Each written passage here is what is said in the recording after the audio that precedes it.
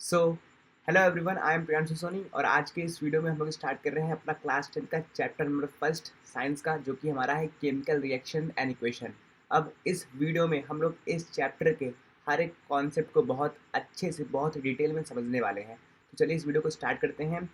अगर आप इस चैनल पर नए हो तो आप जान जाओ कि मेरा नाम प्रियांशु सोनी है और मैं यहाँ पर आपको मैथमेटिक्स और साइंस सीबीएसई बोर्ड का यहाँ पर हर एक चीज़ टीच करता हूँ, जैसे साइंस, एसएसटी, मैथमेटिक्स। ये सब मेरे कुछ बेसिक सब्जेक्ट है जिसको मैं यहाँ पे टीच करता हूँ, लेकिन अल्टीमेटली मेरा मेन सब्जेक्ट मैथ और साइंस है। तो चलिए स्टार्ट करते हैं अपने इस वीडियो को और आगे बढ़ते हैं। हमारे चैप्टर का नाम है केमिकल रिएक्शन एंड इक्वेशन। अब इस चैप्टर को पढ़ने से पहले हमें कुछ पुरानी चीज़ें पता होनी चाहिए, जो कि हम लोग क्लास 8 में पढ़ कर आए हैं। जैसे यहाँ पर हमारा पहला टॉपिक आता है फिजिकल चेंज। अगर हमको केमिकल रिएक्शन एंड इक्वेशन पढ़ना है तो हमको ये टॉपिक आना चाहिए, और ये टॉपिक हमको क्लास 8 में पढ़ाया गया है। तो इसको एक बार रिवाइज कर लेते हैं, क्योंकि हम लोग बेसिकली पढ़ रहे हैं एकदम स्क्रैच से। अगर आपको कुछ भी नहीं आता तब भी आप यहाँ से स्टार्ट कीजिए एकदम जीरो लेवल से, और हम लोग एकदम एडवांस लेवल पर अच्छे से इस कॉन्सेप्ट को अच्छे से एकदम इसमें महारत हासिल करेंगे। चलिए स्टार्ट करते हैं। तो सबसे पहले पूछ रहा, what is physical change. Physical change क्या होता है? अगर बात करें इसके डेफिनेशन की, a physical change is when, इसमें क्या लिखा है देखिए, ध्यान से देखिए। A physical change is when the form, shape और state of a substance change without forming a new substance. अब ये तो मतलब इसमें लिखी लिखाई बात है, लेकिन इसको अगर हम लोग इसको अच्छे से समझना है तो मैं आपको एक एग्जांपल देना चाहता हूँ। जैसे कि हमारे पास एक रबड़ बैंड है, हमारे पास एक रबड़ बैंड है। अगर हम उस रबड़ बैंड को स्ट्रेच करते हैं, हमने एक रबड़ बैंड लिया, उसको स्ट्रेच किया, तो उसका शेप एंड साइज़ क्या हो गया? चेंज हो गया, उसका आकार क्या हो गया? बदल गया। और फिर अगर हम उसको छोड़ देंगे तो क्या हो जाएगा? वो अपने शेप को दोबारा से रीगेन कर लेगा। मतलब यहाँ पर रबड़ रबड़ ही है, लेकिन उसका शेप, साइज़, स्टेट क्या हो गया? चेंज हो गया। तो ऐसे चेंज को हम लोग बोलते हैं फिजिकल चेंज। जैसे एक और एग्जांपल लेते हैं। हमारे पास, जैसे मान लीजिए हमारे पास एक आइस है, हमारे पास एक आइस है। अगर हम लोग उस आइस का टेम्परेचर, हमारे पास एक आइस है, अगर हम इस आइस का जो टेम्परेचर है वो हम लोग इंक्रीज़ कर दें तो ये लिक्विड बन जाएगा। यहाँ पर जो केमिकल कंपोजिशन है, यहाँ पर भी क्या है? H2O है, यहाँ पर भी H2O है। यहाँ पर केमिकल कंपोजिशन में कोई बदलाव नहीं आया है, केमिकल कंपोजिशन में कोई बदलाव नहीं आया है, बस इसका स्टेट क्या हो गया? इसका स्टेट चेंज हो गया। तो ऐसी चेंज को हम लोग बोलते हैं फिजिकल चेंज। ठीक है, यहाँ पे क्या लिखा है एक बार हम लोग इसको पढ़ते हैं, डेफिनेशन इसका। अ physical change is when the form, shape, state of a substance change without forming a new substance। जब कोई सब्सटेंस अपने स्टेट को, अपनी अवस्था को, अपने फॉर्म को चेंज करता है बिना नया कंपाउंड या फिर बिना नया सब्सटेंस बने, तो ऐसे चेंज को हम लोग बोलते हैं फिजिकल चेंज। यहाँ पर कुछ की फीचर्स दिए गए हैं इस फिजिकल चेंज के बारे में, एक बार उन्हें भी देखते हैं। जैसे यहाँ पर दिया गया है, no physical substance is formed. यहाँ पर कोई भी नया फिजिकल सब्सटेंस फॉर्म नहीं होता है, यहाँ पर कोई भी नया फिजिकल सब्सटेंस फॉर्म नहीं होता है। जो पुराना हमारा केमिकल कंपोजिशन है वही वही का वही रहेगा। ओनली फिजिकल प्रॉपर्टीज चेंजेस, यहाँ पर सिर्फ फिजिकल प्रॉपर्टी चेंज होता है। मतलब अंदर का जो केमिकल कंपोजिशन है वो तो वही है। जैसे रबड़ बैंड को हमने स्ट्रेच किया तो रबड़ बैंड वही का वही है, उसके अंदर जो केमिकल है वो वही का वही है, बस उसकी अवस्था चेंज हो गई, उसका शेप एंड साइज़ क्या हो गया? चेंज हो गया, उसका फिजिकल स्टेट क्या हो गया? चेंज हो गया। तो ऐसे चेंज को हम लोग बोलते हैं फिजिकल चेंज। और ये ईजिली, हम लोग जब रबड़ बैंड को स्ट्रेच किए थे तो वो क्या हो गया था? फैल गया था। हमने जब उसको छोड़ा तो वो क्या हो गया? वो दोबारा से अपने शेप को रिगेन कर लिया। मतलब यहाँ पर ये ईज़िली रिवर्स हो जाते हैं, मतलब जो उनका अवस्था है वो अपने अवस्था को दोबारा से प्राप्त कर लेते हैं।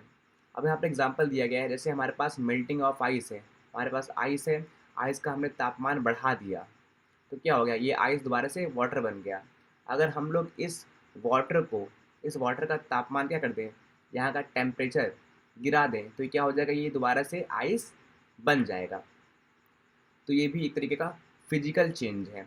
बॉइलिंग ऑफ वाटर, पानी को हमने उबाल दिया, तो पानी क्या हो गया, पानी का तापमान हमने बढ़ा दिया, तो पानी क्या हो गया, पानी उबल गया और वो वेपर में कन्वर्ट हो गया। तो ये भी यहाँ पर भी क्या, यहाँ पर भी हमारा फिजिकल चेंज है। बात क्लियर हुआ।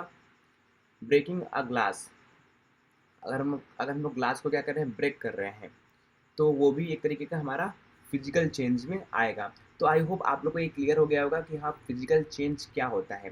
फिजिकल चेंज एक वो चेंज होता है जहाँ पर केमिकल कंपोजिशन का कोई चेंज नहीं होता, सिर्फ वहाँ पर शेप, स्टेट या फिर उसके फॉर्म बदल जाते हैं, तो उसी को हम लोग बोलते हैं फिजिकल चेंज। ठीक है, उसी को हम लोग फिजिकल चेंज बोलते हैं। अब बढ़ते हैं अपने अगले कॉन्सेप्ट पर, जो कि हमारा दूसरा कॉन्सेप्ट है केमिकल चेंज। अभी चैप्टर स्टार्ट नहीं हुआ है, ये सब चीज़ें हमें पता होनी चाहिए। अब समझते हैं what is chemical change, chemical change क्या होता है। तो यहाँ पर केमिकल चेंज को एक बार हम लोग समझते हैं। देखिए, a chemical change is when a new substance with new properties is formed. Chemical change वो चेंज होता है जहाँ पर एक नया सब्सटेंस बनता है और उसकी प्रॉपर्टीज़ भी क्या होती हैं, अलग होती हैं। अभी भी नहीं समझ में आया, मैं एग्जांपल देता हूँ, अभी आपको समझ में आ जाएगा कि हाँ केमिकल चेंज फिजिकल चेंज से कैसे अलग है। फॉर एग्जांपल, हमारे पास मिल्क है, क्या है, हमारे पास मिल्क है। अब हमने इसको क्या कर दिया, हमने इसमें किसी न किसी कोई ना कोई केमिकल प्रोसेस से क्या कर दिया, इसको कर्ड बना दिया। कर्ड मतलब हमने इसको कर्ड बना दिया, कर्ड का मतलब इसको दही बना दिया। ठीक है, अब मिल्क का जो टेस्ट है, ठीक है, इसका जो टेस्ट है, ठीक है, और इसका जो केमिकल कंपोजिशन है वो कुछ अलग था, लेकिन कर्ड का टेस्ट केमिकल कंपोजिशन क्या रहेगा, कुछ अलग रहेगा। ये इनका टेस्ट क्या रहेगा, इनका टेस्ट और इनका टेस्ट क्या है, अलग हो जाएगा, डिफरेंट हो जाएगा। ओके, बात क्लियर हो गया। तो यहाँ पर एक ऐसा चेंज जो जहाँ पर केमिकल कंपोजिशन ही चेंज हो जा रहा है। पहले वो मिल्क था, अब वो क्या बन गया, कर्ड बन गया। यहाँ पर मिल्क का टेस्ट कुछ और था, लेकिन कर्ड का टेस्ट कुछ और है, मतलब उसकी प्रॉपर्टी कुछ और है, उसका कलर, रंग, रूप सब कुछ बदल गया। यहाँ पर मिल्क का शेप, मतलब मिल्क का जो मिल्क मतलब जो यहाँ पर मिल्क की जो फिजिकल प्रॉपर्टी थी वो कुछ और थी, लेकिन यहाँ पर कर्ड की जो वो केमिकल प्रॉपर्टी, फिजिकल प्रॉपर्टी कुछ और हो गई, मतलब अल्टीमेटली वो एकदम नया सब्सटेंस बन गया है। तो ऐसे ऐसे चेंज को हम लोग बोलते हैं केमिकल चेंज। आई होप आपको ये बात क्लियर हो गया होगा। अब यहाँ पर हम लोग इसके भी कुछ की फीचर्स देख लेते हैं। जैसे यहाँ पर हमेशा केमिकल चेंज में हमेशा न्यू सब्सटेंस फॉर्म होंगे, हमेशा हमेशा न्यू सब्सटेंस फॉर्म होंगे। दूसरा, केमिकल कंपोजिशन यहाँ पर चेंज हो, मतलब यहाँ पर पूरा केमिकल ही चेंज हो जाता है। केमिकल कंपोजिशन चेंज हो जाता है, एक नया सब्सटेंस फॉर्म होकर हमको मिलता है, और ये can not be easily reversed, मतलब ये रिवर्स नहीं हो पाएंगे। जैसे मम्मी रोटी बना रही हैं, वीट से, गेहूं से उन्होंने क्या किया, आटा साना, आटे से उन्होंने क्या किया, चपाती बना दिया। क्या रोटी से तुम डायरेक्टली गेहूं बना पाओगे, ऐसा पॉसिबल नहीं है। तो ये हमारा रिवर्स नहीं हो पाता। क्या हम लोग दही से क्या हम लोग दही से मिल्क बना सकते हैं, ऐसा पॉसिबल नहीं है कि हम लोग डायरेक्टली कर्ड से मिल्क बना दें। ऑफ्टन इन्वॉल्व एनर्जी चेंज, और केमिकल चेंज में एनर्जी का आदान प्रदान होता है, मतलब यहाँ पर heat energy, light energy, gases भी निकलते रहते हैं। तो ऐसे चेंज को हम लोग क्या बोलते हैं, केमिकल चेंज बोलते हैं। बात क्लियर हो गया। अब यहाँ पर for example rusting of iron, एक बार अगर लोहे में जंग लग गया तो दोबारा से एकदम प्योर या फिर एकदम फ्रेश मेटल या फिर जो भी हमारे पास लोहा है वो एकदम फ्रेश फॉर्मेट में हमको नहीं मिल पाएगा। वो रस्ट लग गया तो अब वो दोबारा से उसी फॉर्मेट में, उसी अवस्था में नहीं आ पाएगा। तो इसको हम लोग क्या बोलेंगे, इसको हम लोग बोलेंगे रस्टिंग ऑफ आयरन, मतलब यहाँ पर केमिकल चेंज हुआ। बर्निंग ऑफ पेपर, हम लोग अगर अपने किसी पेज को जला दे रहे हैं तो वहाँ पर भी क्या हो रहा है, वहाँ पर भी पूरा केमिकल कंपोजिशन चेंज हो जा रहा है, और हमको जो पेपर हमने जलाया है वो दोबारा से हमको प्राप्त नहीं होगा। इसीलिए हम लोग इसको क्या बोलेंगे, इसीलिए हम लोग इसको केमिकल चेंज बोलेंगे। डाइजेशन ऑफ फूड, ये भी एक तरीके का क्या है, केमिकल चेंज है। And cooking of an egg, अगर हम लोग अंडे को उबाल दे रहे हैं या फिर अंडे को फ्राई करके खा रहे हैं, तो यहाँ पर एक नया सब्सटेंस फॉर्म हो जाएगा और दोबारा से वो एग नहीं बन पाएगा। तो ये भी एक एग्जाम्पल है किसका, केमिकल चेंज का। ओके, ये रिवर्स नहीं हो पा रहा है, ये चीज़ें रिवर्स नहीं हो पा रही हैं। तो आई होप आप लोग को ये बात यहाँ तक क्लियर हो गया होगा। अब ये कुछ बेसिक चीज़ें थी जो हमको क्लास 10 के चैप्टर फर्स्ट को पढ़ने से पहले हमको ये पता होना चाहिए था। तो आई होप ये चीज़ आपको पता लग गया है।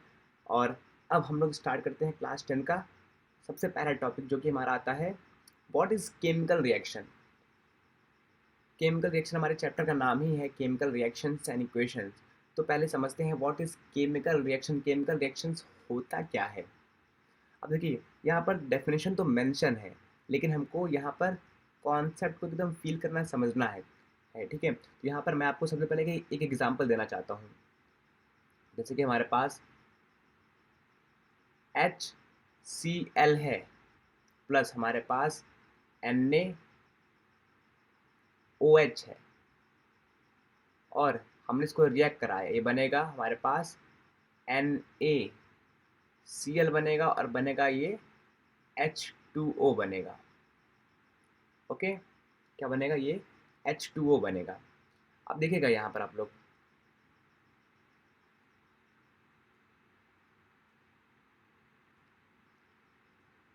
देखिए यहाँ पर हमारे पास जो H है, हमारे पास H, यहाँ पर H एटम भी है, Cl भी है, मतलब हमारे यहाँ हमारे पास क्लोरीन के एटम भी है, ठीक है। प्लस हमारे पास Na सोडियम एटम भी है और हमारे पास OH एटम भी है। ओके, अब यहाँ पर हो क्या रहा है, यहाँ पर देखने वाली बात ये, देखिए यही हमारा मेन पॉइंट है। यहाँ पर देखने वाली बात ये है कि इसका एटम इसके साथ क्या हो जा रहा है, कंबाइन हो जा रहा है। इसका एटम इसके साथ क्या हो जा रहा है, कंबाइन हो जा रहा है। और ये एटम इसके साथ क्या हो जा रहा है, इसके साथ जुड़ जा रहा है। बात क्लियर हो रहा है कि नहीं। मतलब यहाँ पर एटम्स क्या हो रहे हैं, पहले एटम किसी और के साथ अरेंज थे, अब वो क्या हो गया, वो रीअरेंजमेंट कर रहे हैं, अपने पोजीशन को चेंज करके किसी और के साथ क्या हो रहे हैं, जुड़ रहे हैं। तो इसी को हम लोग बोलते हैं केमिकल रिएक्शन बोलते हैं। अब यहाँ पर ये क्या फॉर्म होगा, ये फॉर्म हो जाएगा NaCl, NaCl फॉर्म होगा। और क्या फॉर्म होगा, ये फॉर्म होगा हमारे पास H2O। यही चीज़ फॉर्म होगा कि नहीं, एकदम यही चीज़ फॉर्म होगा। अब यहाँ पर हुआ क्या, यहाँ पर क्या कोई बाहर से एक्स्ट्रा एटम आ गए जो यहाँ पर एक नया सब्सटेंस बना दिए। यहाँ पर क्या हुआ, अल्टीमेटली यहाँ पर हुआ ये है, यहाँ पर जो एटम है, एटम पहले किसी और के साथ अरेंज थे, इन्होंने क्या किया, रीअरेंजमेंट कर दिया। Atoms rearrange and new substance with new properties are form. इसी को हम लोग क्या बोलते हैं, इसी को हम लोग केमिकल रिएक्शंस बोलते हैं। एक बार फिर से समझते हैं डेफिनेशन को पढ़कर। देखिए केमिकल रिएक्शंस क्या होता है। A chemical reaction is the process in which two और more substance react interact to form a new substance. मतलब यहाँ पर केमिकल रिएक्शंस एक ऐसी प्रतिक्रिया है जहाँ पर दो या दो से अधिक रिएक्टेंट मिलते हैं। अब रिएक्टेंट क्या है इसको भी हम लोग अभी डिटेल में समझेंगे, लेकिन यहाँ पर कुछ देर के लिए आप इसको एक सब्सटेंस मान लीजिए, ठीक है। तो केमिकल रिएक्शन एक ऐसी प्रतिक्रिया है जहाँ पर दो या दो से अधिक रिएक्टेंट मिलते हैं और आपस में उनके बीच कुछ ना कुछ रीअरेंजमेंट होता है एटम का, और वो क्या करते हैं, एक नया प्रोडक्ट को फॉर्म करते हैं। और जो वो प्रोडक्ट बनता है उसकी भी प्रॉपर्टीज़ क्या होती है, कुछ अलग होती हैं, उसको हम लोग बोलते हैं केमिकल रिएक्शन। बात क्लियर हो गया। यहाँ पर जैसे कि हमने जो एग्जांपल लिया ये वाला, ये अब एग्जांपल हमको आगे मिलेगा। यहाँ पर H के आइटम है, Cl के आइटम है, Na के आइटम है और O और H, ये हमारे पास आइटम है। लेकिन यहाँ पर एटम्स Cl किसके साथ जाके जुड़ गया, Na के साथ जाके जुड़ गया। मतलब यहाँ पर एटम्स ने क्या कर लिया, एटम्स ने यहाँ पर रीअरेंजमेंट कर लिया और यहाँ पर जो H है वो OH के साथ जाके जुड़ गया है। तो यहाँ पर क्या हो गया, यहाँ पर आपस में रीअरेंजमेंट हो गया और हम लोग बोल देंगे यहाँ पर NaCl मिल गया। NaCl अपने आप नहीं मिला है, यहाँ पर एटम्स ने अपना अरेंजमेंट क्या कर लिया, चेंज कर लिया। तो हमको एक नया सब्सटेंस मिल गया और इसकी प्रॉपर्टीज़ भी क्या है, कुछ अलग है। तो इसी चीज़ को हम लोग बोलते हैं केमिकल रिएक्शन। क्या बोलते हैं? इसी चीज़ को हम लोग केमिकल रिएक्शन बोलते हैं। तो आई होप आप लोग को ये बात क्लियर हो गया होगा, और ये सबसे बेस्ट एग्जांपल था समझाने के लिए। और अगर आपको ये बात क्लियर नहीं हुआ है तो आप एक बार इस वीडियो को दोबारा से रिवाइंड करके देखिएगा, आपको ये चीज़ ज़रूर से ज़रूर समझ में आएगी। ठीक है? अब अगर आप खाली बैठे हैं या फिर इस वीडियो को देख रहे हैं तो मेरा सिंपल सा रिक्वेस्ट है, आप अपने साथ कॉपी पेन ले लीजिए और यहाँ पर जो भी मैं आपको बता रहा हूँ उसको बैठ के नोट डाउन करते जाइए, क्योंकि अगर आप इस लेक्चर में बताए गए सारे नोट्स को नोट डाउन कर लेंगे तो आपका जो स्कूल में टीचर जो नोट्स लिखवाते हैं एक तरीके से आप वही नोट्स मेरे साथ मिलकर बना सकते हैं। तो ये नोट्स एकदम परफेक्ट हैं, और इसका जो पीडीएफ रहेगा वो भी आपको वीडियो के डिस्क्रिप्शन में मिल जाएगा। ठीक है? तो अगर आप अपने से नोट्स बनाएंगे तो वो और अच्छी बात रहेगी, क्योंकि सेल्फ मेड नोट्स ही हमारे लास्ट टाइम में हमारे साथ देते हैं। तो बाकी जैसे आपकी इच्छा। अब कैसे पता लगेगा? हमारा अगला टॉपिक है indication of the chemical reactions. ठीक है, केमिकल रिएक्शन हो रहा है लेकिन कैसे पता लगेगा कि हाँ केमिकल रिएक्शन हुआ है कि नहीं? तो यहाँ पर कुछ यहाँ पर कुछ हमारे पास इंडिकेशंस हैं जिसको हम लोग ऑब्जर्व करेंगे, फील करेंगे, तो हमको पता लग पाएगा कि हाँ रिएक्शन हुआ है। अब यहाँ पर कैसे पता लगेगा कि रिएक्शन हुआ है? तो यहाँ पर कुछ इंडिकेशन है, मतलब उसको हम लोग आइडेंटिफाई कर पाएंगे कि हाँ whether the reaction is happening और नॉट। तो यहाँ पर हमारा सबसे पहला आता है, देखिए, a chemical reactions can be identified by observing certain changes including. अगर हमको नीचे बताए गए, यहाँ पर बताए गए किसी भी चेंजेस देखने को मिलते हैं तो हम लोग बोल सकते हैं कि हाँ यहाँ पर केमिकल रिएक्शन हुआ है। ठीक है? अगर हमको कोई भी चेंजेस देखने को मिलते हैं तो ये साफ साफ इंडिकेशन है कि केमिकल रिएक्शन हुआ है। तो पहला हमारा आता है चेंज इन स्टेट। क्या आता है हमारा? हमारा पहला इंडिकेशन आता है चेंज इन स्टेट। अगर कोई केमिकल अपने स्टेट को चेंज कर रहा है तो भी हम लोग बोलेंगे कि केमिकल रिएक्शन हुआ है। The physical state of a substance changes such as from solid to liquid.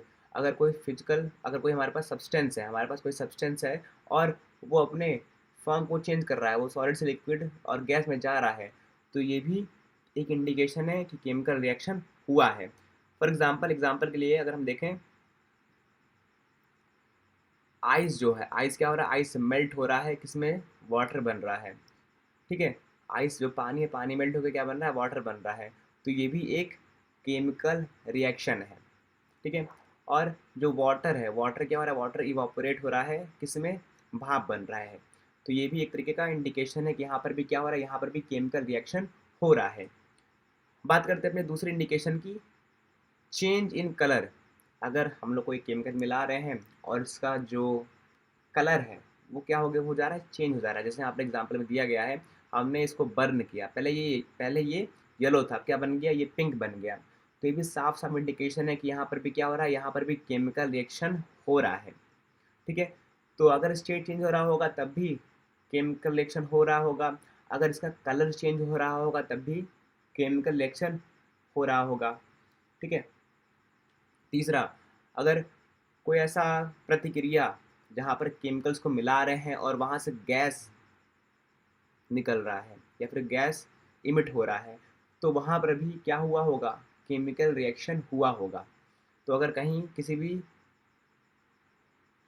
उसमें प्रोसेस में अगर गैस निकल रही है तो वहाँ पर भी हम लोग क्या बोलेंगे कि वहाँ पर भी क्या हुआ है? वहाँ पर भी केमिकल रिएक्शन हुआ है। तो यहाँ पर क्या लिखा हुआ है? Gas is produce in the reaction seen as bubbles और फिजिंग। अगर कहीं से मतलब बबल्स निकल रहे हैं, जैसे हम लोग मान लीजिए हमारे पास एक वो है, बीकर है, और हम बीकर को गर्म किए हैं और वहाँ से कुछ गैसेस निकल रहे हैं या फिर बबल्स बन रहे हैं। बबल्स मतलब होता है ना, तो पानी को गर्म करते हैं तो वहाँ पर बबल्स उठने लगते हैं, उसी की बात कर रहा है। तो मतलब वहाँ पर गैस निकल रहा है और वहाँ पर भी क्या हो रहा है? वहाँ पर भी एटम्स अपने आप को रीअरेंज कर रहे हैं। और अगर एटम्स अपने आप को रीअरेंज करेंगे तो उसको क्या बोलते हैं? उसको हम लोग केमिकल रिएक्शंस बोलते हैं। एटम्स अपने आप उठ रहे हैं, वो क्या हो रहे हैं? वो रीअरेंज हो रहे हैं, अपने बॉन्ड्स को तोड़ रहे हैं, एनर्जी उनको मिल रही है। तो यहाँ पर भी अगर गैस निकल रहा है मतलब यहाँ पर भी केमिकल रिएक्शन हो रहा है। ठीक है? बात करें अपने चौथे पॉइंट की, अगर हीट हमारे पास कोई सब्सटेंस है, उस सब्सटेंस का जो टेम्परेचर है वो क्या हो रहा है, चेंज हो रहा है, घट भी सकता है, बढ़ भी सकता है। अगर उसके टेम्परेचर में फ्लक्चुएशन हमको दिख रहा है या फिर उसमें बदलाव दिख रहा है, तो ये भी साफ साफ इंडिकेशन है कि उस वो सब्सटेंस क्या कर रहा है, वो सब्सटेंस वहाँ पर क्या हो रहा है, वहाँ पर केमिकल रिएक्शन हो रहा है। ओके, इसमें क्या लिखा है, हीट इज आइदर एब्जॉर्ब, या तो हीट एब्जॉर्ब होगा, जैसे हम लोग चाय गर्म करते हैं, हम लोग हीट देते हैं तो वो कंपाउंड या फिर जो भी एलिमेंट रहता है या फिर जो भी सब्सटेंस रहता है वो क्या करता है, उस हीट को एब्जॉर्ब करता है। ठीक है, या फिर दूसरा, हम लोग अगर चूने को पानी में डाल दे रहे हैं, किसको, अगर हम लोग चूने को पानी में डाल दे रहे हैं तो वहाँ से क्या निकलता है, गर्मी निकलती है। ठीक है, तो वहाँ से क्या होता है, एनर्जी निकल रही होती है, तो इसका मतलब वहाँ पर भी क्या हो रहा है, वहाँ पर भी केमिकल रिएक्शन हो रहा है। अच्छा, कभी माइंड में आया है कि हम लोग प्राचीन काल में जब हम लोग समुद्र से जा रहे होते थे तो वहाँ पर समुद्र में हमको बहुत सारे बड़े बड़े मछलियाँ देखने को मिलती थी, और कई बार ऐसा होता था कि मछलियाँ हमारे नाव के शेप से, मतलब नाव से भी बड़ी हैं, और वो क्या कर दे रही हैं, हमारे नाव को टक्कर मारकर गिरा दे रही हैं। तो उससे बचने के लिए हम लोग बोरे में भर के चूना लेकर जाते थे, और जब भी हमारे आसपास, हमारे बोट के आसपास बड़ी मछलियाँ अगर घूम रही हैं या फिर हमारे बोट को उससे नुकसान होने वाला है, तो हम लोग उसी बोरे को पानी में डाल देते थे। क्यों? क्योंकि वहाँ पर जैसे ही हम लोग उस बोरे को पानी में डाल रहे हैं, उसमें चूना है, तो क्या हो जाएगा, चूना पानी में जाएगा, वो रिएक्ट करेगा, उससे क्या होगा, हीट प्रोड्यूस होगा और पानी गर्म हो जाएगा। और जैसे ही पानी गर्म होगा तो वहाँ पे जो मछली है वो उस हीट को देखकर या फिर उस हीट के फीलिंग से क्या हो जाएंगी, उस हीट प्रोड्यूस होने से क्या हो जाएंगी, हमारे नाव के आसपास से भाग जाएंगी। बात क्लियर हुआ? तो अगर कहीं पर भी जो चेंज है, कहीं पर भी अगर ऐसा प्रोसेस जहाँ पर टेम्परेचर में बदलाव दिख रहा है, बढ़ रहा है, घट रहा है, तो वहाँ पर भी हम लोग क्या बोलेंगे, वहाँ पर भी हम लोग यही बोलेंगे कि हाँ, यहाँ पर भी केमिकल रिएक्शन हुआ। तो आई होप आप लोग को इतना बात क्लियर हो गया होगा। जैसे यहाँ पर बर्निंग ऑफ वुड, यहाँ इसका एग्जाम्पल दिया गया है। बर्निंग ऑफ वुड, अगर हम लोग लकड़ी को जला रहे हैं और वहाँ से क्या निकल रहा है, वहाँ से लकड़ी को जलाकर आग तापते हैं ना, तो वहाँ से भी हमको ऊर्जा मिलती है, लाइट, मतलब वो लाइट, उजाला दिखता है कि नहीं। और while dissolving salt in water में एब्जॉर्ब हीट, अगर हम लोग क्या कर रहे हैं, पानी को नमक में मिला रहे हैं, सॉरी, नमक को पानी में मिला रहे हैं, सॉरी, नमक को पानी में मिला रहे हैं, तो वहाँ पर भी क्या होती है, वहाँ पर भी हीट एब्जॉर्ब होती है। तो अगर कोई ऐसा प्रोसेस जहाँ पर जो टेम्परेचर है, टेम्परेचर में हमको अगर फ्लक्चुएशन दिख रहा है, तो वहाँ पर भी हम बोलेंगे कि हाँ, यहाँ पर भी केमिकल रिएक्शन हुआ है। ओके। चौथा, फॉर्मेशन ऑफ प्रेसिपिटेट, अगर कोई प्रेसिपिटेट फॉर्म हो रहा है तब भी हम लोग बोल सकते हैं कि हाँ, यहाँ पर केमिकल रिएक्शन हुआ है। एन इनसॉल्युबल सॉलिड, मतलब एक ऐसा इनसॉल्युबल सॉलिड जिसको हम लोग क्या बोलते हैं, प्रेसिपिटेट बोलते हैं, इस फॉर्म इन द रिएक्शन, अगर कोई प्रेसिपिटेट फॉर्म हो रहा है रिएक्शन में, तो उसको भी हम लोग क्या बोलेंगे कि हाँ, यहाँ पर भी केमिकल रिएक्शन हुआ है। ओके। अब यहाँ पर जैसे मिक्सिंग सिल्वर नाइट्रेट, हम लोग क्या कर रहे हैं, AgNO3 को क्या कर रहे हैं, सिल्वर नाइट्रेट को मिक्स कर रहे हैं किसके साथ, NaCl के साथ, और ये क्या बना रहा है, ये एक वाइट प्रेसिपिटेट बनाता है ऑफ किसका, सिल्वर क्लोराइड का, मतलब AgCl, वाइट वाइट हमको देखने को मिलेगा AgCl।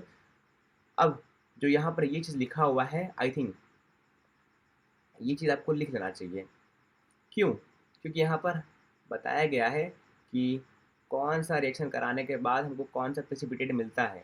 तो यहाँ पर केस बेस्ड क्वेश्चन में या फिर एक तरीके से कंपटीशन के हिसाब से ये सब क्वेश्चन पूछे जा सकते हैं, तो आपको ये चीज़ नोट कर लेना चाहिए। ठीक है। और इसका कलर भी क्या होता है, वाइट प्रेसिपिटेट होता है। क्या होता है, वाइट प्रेसिपिटेट होता है।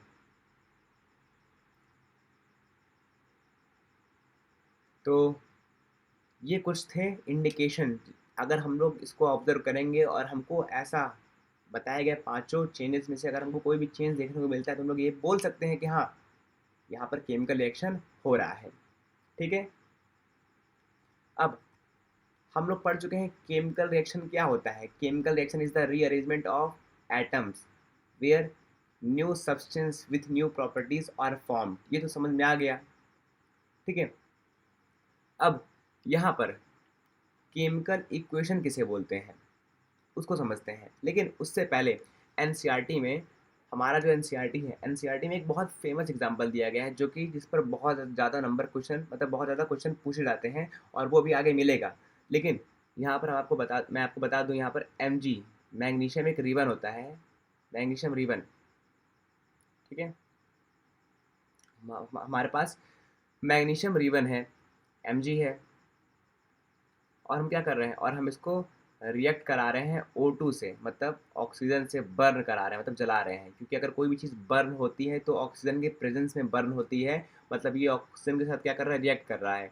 अगर ऑक्सीजन नहीं होगा तो ये रिएक्ट नहीं करेगा। तो यहाँ पर क्या बन रहा है, यहाँ पर बन रहा है MgO, क्या बन रहा है, MgO बन रहा है। अभी खैर इसको हम लोग बैलेंस नहीं कर रहे हैं, बैलेंसिंग क्या होती है और इसका मेन पर्पस क्या होता है, इसको भी आगे पढ़ेंगे। कुछ थोड़ा थोड़ा सा वेट करो, अभी आगे मिल जाएगा तुमको। तो हम लोग इस एग्जाम्पल पे फोकस कर रहे हैं। यहाँ पर Mg एक मैग्नीशियम रिबन है, और यहाँ पर क्या हो रहा है, इसको हम जला रहे हैं, और जलाएंगे तो मतलब यहाँ पर O2 से रिएक्शन हो रहा है, और ये क्या बन रहा है, ये हमारा बन रहा है मैग्नीशियम ऑक्साइड फॉर्म हो गया। ठीक है, कोई दिक्कत आप लोग को समझने में?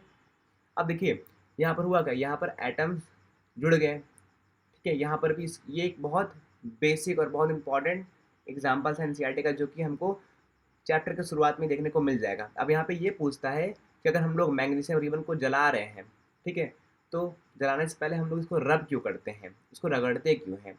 अब आप लोग इसको थोड़ा सोचिएगा कि हम लोग इसको रब क्यों करते हैं, और थोड़ा ब्रेन का इस्तेमाल कीजिएगा। खैर मैं आगे बढ़ता हूँ, एग्जाम्पल मुझे बताना था और मैं इस चीज़ को बता दिया हूँ। अभी एग्जाम्पल आगे मिलेगा। हमारा अगला टॉपिक आता है केमिकल इक्वेशन। केमिकल इक्वेशन क्या होता है? देखिए हम लोग रिएक्शन करा रहे हैं। अब रिएक्शन कराते समय अगर हम लोग लिखेंगे कि जैसे यहाँ पर हमने लिखा मैग्नीशियम रिबन, हमने लिखा मैग्नीशियम रिबन, ऐसे लिखा, मान लीजिए हमने लिखा मैग्नीशियम,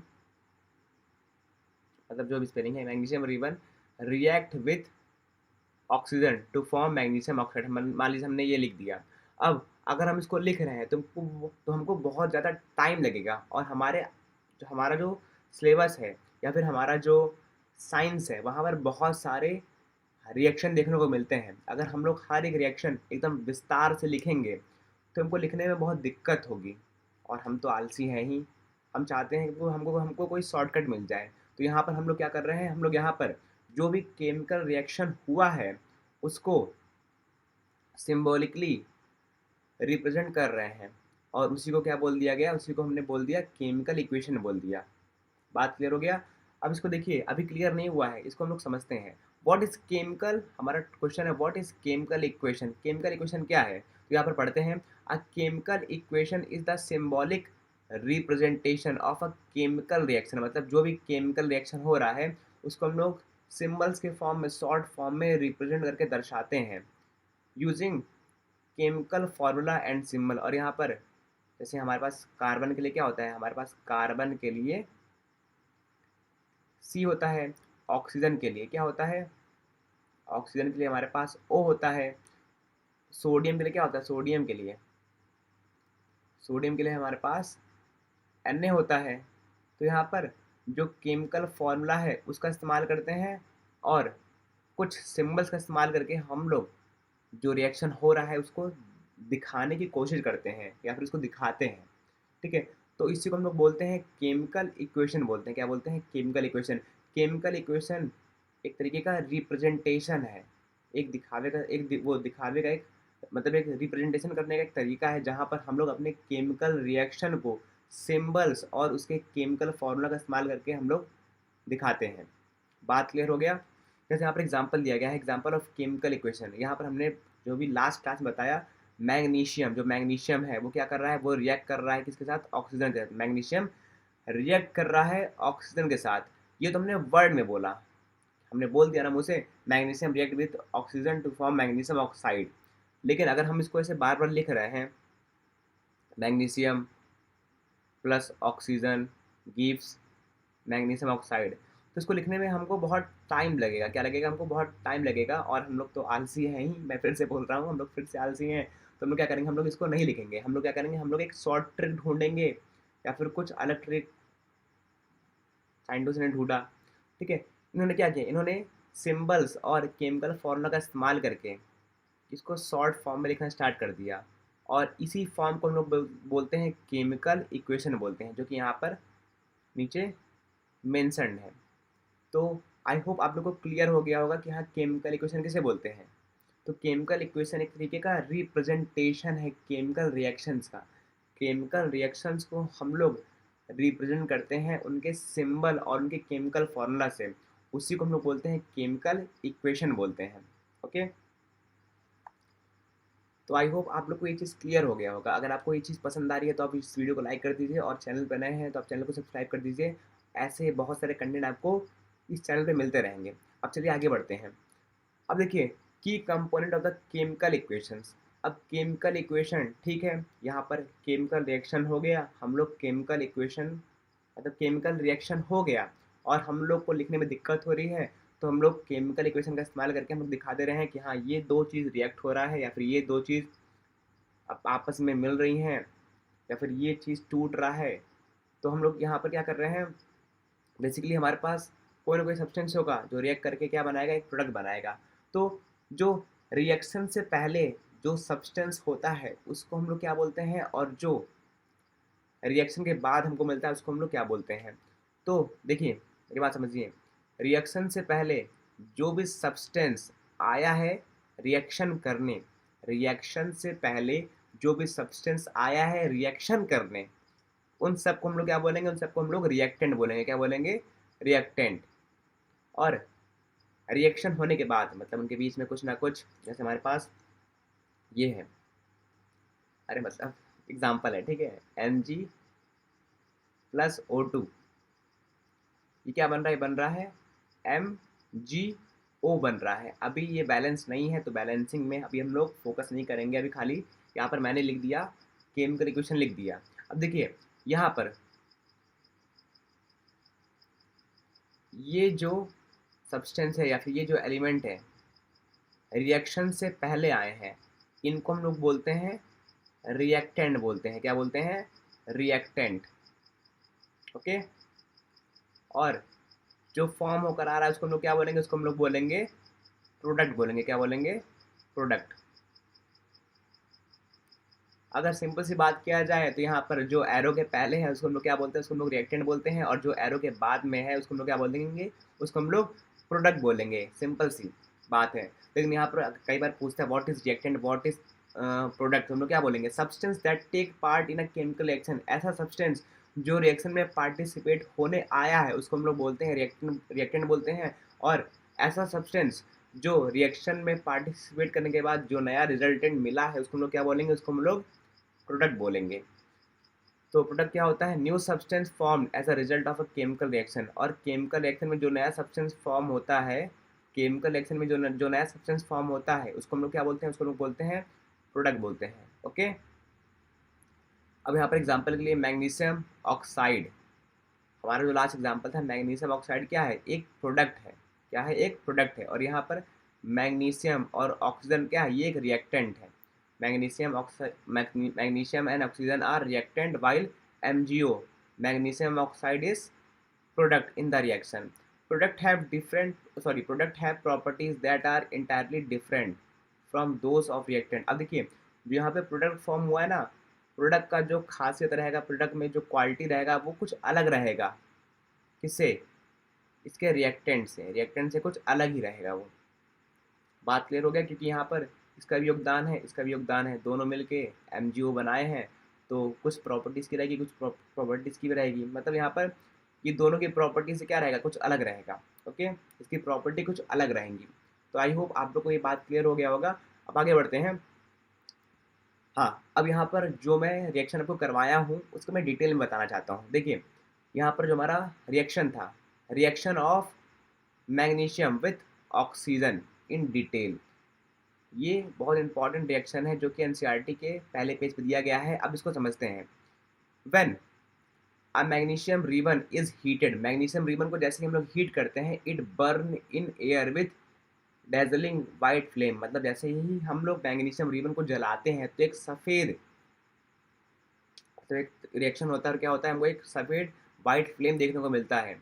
इट रिएक्ट, अच्छा यहाँ पर हो क्या रहा है, ठीक है, यहाँ पर हो ये रहा है, इट रिएक्ट विथ ऑक्सीजन। जैसे ही, अच्छा हमने आपको इससे पहले बता दिया है कि जब भी ऑक्सीजन या फिर कोई चीज़ जलाते हैं तो वहाँ पर ऑक्सीजन प्रेजेंट होता है। अब यहाँ पर हम लोग क्या कर रहे हैं, मैग्नीशियम रिबन को क्या क्या कर रहे हैं, हीट कर रहे हैं, उसको जला रहे हैं। तो यहाँ पर क्या हो जाएगा, इट रिएक्ट विथ ऑक्सीजन, मतलब यहाँ पर जल रहा है तो मतलब यहाँ पर क्या होगा, यहाँ पर ऑक्सीजन के साथ ये क्या कर रहा है, रिएक्ट कर रहा है। फॉर्म फ्रॉम द एयर, मतलब जो एयर में ऑक्सीजन मौजूद है वहाँ से मतलब जो हवा है हमारे आसपास, मतलब जैसे हम लोग सांस ले रहे हैं, ठीक है। तो ये क्या है, ऑक्सीजन हमको कहाँ से मिल रहा है, ऑक्सीजन मिल रहा है हमको हमारे वातावरण से। तो वातावरण में जो भी ऑक्सीजन मौजूद है, ठीक है, उसके साथ रिएक्ट करके जो हमारा मैग्नीशियम है वो क्या कर रहा है, वो रिएक्शन करके क्या कर रहा है, एक प्रोडक्ट बना रहा है जिसका नाम है मैग्नीशियम ऑक्साइड है, जो कि एक वाइट पाउडर के फॉर्म में हमको प्राप्त हो जाता है, हमको मिल जाता है, ठीक है। कोई दिक्कत समझने में। अब यहाँ पर अगर बात करें इसके बैलेंस केमिकल इक्वेशन की, वो बैलेंस क्या है इसको अभी मैं बाद में बता दूंगा। लेकिन यहाँ पर इसका जो वो बैलेंस केमिकल इक्वेशन है वो क्या है, 2 Mg plus O2 gives 2 MgO। मतलब यहाँ पर मैग्नीशियम क्या हो रहा है, मैग्नीशियम रिएक्ट कर रहा है ऑक्सीजन के साथ, और यहाँ पर क्या बन रहा है, यहाँ पर हमारा बन रहा है मैग्नीशियम ऑक्साइड फॉर्म हो जा रहा है। अब यहाँ पर जो मेन क्वेश्चन है, मेन चीज़ आप लोग इसको नोट कर लीजिएगा, क्योंकि यहाँ पर एकदम इम्पॉर्टेंट चीज़, एकदम इम्पॉर्टेंट कॉन्सेप्ट जो बोर्ड के हिसाब से इम्पॉर्टेंट है, वो यहाँ मैं आपको बता रहा हूँ। अब देखिए, हमारा ये क्वेश्चन हमेशा पूछता है और लगभग 1 से 2 मार्क्स में या फिर 3 मार्क्स में पूछ सकता है। Why magnesium ribbon is cleaned before burning. और ज़्यादातर ये प्री बोर्ड में बड़े बड़े स्कूल पूछते हैं, और मेरे टाइम में भी शायद यही पूछा गया था, क्योंकि मुझे ये चीज़ें याद हैं और मैंने इसमें गलती किया था, तो इसलिए मैं आपको बता रहा हूँ ताकि आप इन फ्यूचर इस चीज़ में गलती ना करो। अब देखिए यहाँ पर magnesium, why magnesium ribbon is clean before burning. Magnesium ribbon को हम लोग क्लीन क्यों करते हैं, मतलब जलाने से पहले उसको रब करते हैं, क्लीन करते हैं। ऐसा क्यों करते हैं, तो यहाँ पर कुछ पॉइंट दिए गए हैं, उसको पहले पढ़ते हैं। Magnesium ribbon is clean bye rubbing with sand paper. अभी मैंने बताया ना, यहाँ पर हम लोग क्या कर रहे हैं, यहाँ पर हम लोग सैंड पेपर से उसको रब करते हैं। किससे रब करते हैं, हम लोग उसको सैंड पेपर से रब करते हैं। दूसरा, इसका कारण दिया गया है। अब इसका कारण क्या है, to remove the protective layer of magnesium oxide that form due to its reaction with air. हम लोग इसको जलाने से पहले क्या करते हैं, इसको रिमूव, इसके ऊपर से मैग्नीशियम ऑक्साइड का लेयर को रिमूव कराते हैं, ताकि ये अच्छे से जल पाए। अब ऑक्सीजन हमारे एयर में मौजूद है, तो वहाँ पर भी क्या होता है, एक उसके वो मैग्नीशियम के ऊपर एक लेयर बन जाता है। तो उसको हटाने के लिए हम लोग क्या करते हैं, हम लोग उसको सैंड पेपर से रब करते हैं, और फिर हम लोग क्या करते हैं, उसको जलाते हैं, ठीक है। तब जाके हमको एक magnesium oxide pure white powder हमको देखने को मिलता है। अब हम लोग ऐसा करते क्यों हैं, ठीक है, वो अच्छे से हमको मैग्नीशियम ऑक्साइड मिल जाएगा, लेकिन इसका एक और पॉइंट ये है, दिस इंश्योर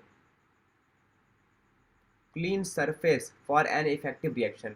और हम लोग ऐसा इसलिए भी करते हैं क्योंकि अगर हम लोग उसको रब कर लेंगे तो रिएक्शन बहुत अच्छे से होगा और बहुत इफेक्टिवली रिएक्शन हमको देखने को मिलेगा, ठीक है। तो ये कुछ पॉइंट थे, और यहाँ पर कुछ एग्जांपल जो कि reaction of magnesium and oxygen जो का हमने इसको कवर कर लिया डिटेल में, और ये इंपॉर्टेंट भी था, ठीक है। और इसका जो केमिकल इक्वेशन है वो यहाँ पर मेंशन्ड है, आप लोग इसको नोट कर सकते हैं। ये इसका केमिकल इक्वेशन है, ओके। तो आई होप आप लोग को ये बात क्लियर हो गया होगा। अब आगे बढ़ते हैं अपने अगले कॉन्सेप्ट पर। अब देखिए, chemical reaction in our daily life, हम लोग ये चैप्टर पढ़ रहे हैं, लेकिन इस चैप्टर का इस्तेमाल कहाँ होता है। जैसे मैथमेटिक्स में बच्चे पूछते हैं ना कि sir alpha beta gamma delta cos theta sine theta सब तो सिखा रहे हो, लेकिन इसका इस्तेमाल लाइफ में कहाँ है, ऐसा बच्चे पूछते हैं। लेकिन जब वो आगे जाएंगे तब इनको उसका महत्व पता लगेगा। वैसे यहाँ पर हमारे चैप्टर का नाम है केमिकल रिएक्शंस एंड इक्वेशन। अब यहाँ पर ये चैप्टर भी इम्पॉर्टेंट है। अब क्यों इम्पॉर्टेंट है, हमारे डेली लाइफ के, मतलब जो दैनिक जीवन है उसमें इस्तेमाल किए जाने वाले, मतलब जैसे यहाँ पर ये कॉन्सेप्ट इस्तेमाल हो जाएगा हमारे डेली लाइफ के प्रॉब्लम्स में। जैसे chemical reaction that happen around us all the time, हमारे आसपास में बहुत सारे रिएक्शन हो रहे होंगे।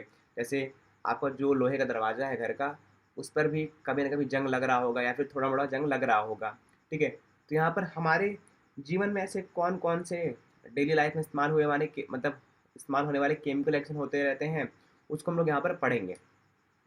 जैसे कि मम्मी क्या करती है, हमारा पहला दिया गया है, मम्मी करती क्या है, वो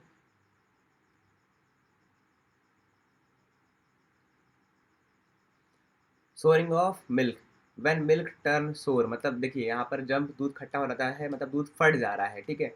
तो उससे मम्मी क्या बना रही हैं, उससे मम्मी उसको वो पनीर बनाती हैं कि नहीं। यहाँ पर सोरिंग ऑफ मिल्क मतलब जब जो मिल्क है, मिल्क क्या हो गया, मिल्क फट गया, ठीक है। व्हेन मिल्क टर्न सोर मतलब जब जो दूध है वो क्या हो जा रहा है, वो खट्टा हो जा रहा है। क्यों खट्टा हो रहा है, lactic acid is produce by the bacteria, क्योंकि बैक्टीरिया ने क्या प्रोड्यूस कर दिया, लैक्टिक एसिड प्रोड्यूस कर दिया, तो उसका टेस्ट क्या हो जाएगा, खट्टा हो जाएगा, वो अलग हो जाएगा।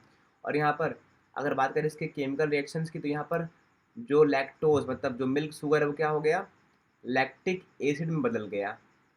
जो लैक्टोज है वो किस में बदल गया, वो लैक्टिक एसिड में बदल गया। अब यहाँ पर दूध का जो ये टेस्ट इस तरीके से आना, ये भी एक तरीके का केमिकल रिएक्शन है जो हमारे डेली लाइफ में हमको देखने को मिलता है। This makes the milk taste sour and thickness it, ठीक है, थिकनेस इट। अब यहाँ पर जो रिएक्शन हुआ, इस रिएक्शन से क्या हुआ, इसका जो मिल्क का टेस्ट क्या हो गया, खट्टा हो गया, सोर हो गया, और वो बहुत पतला भी हो गया।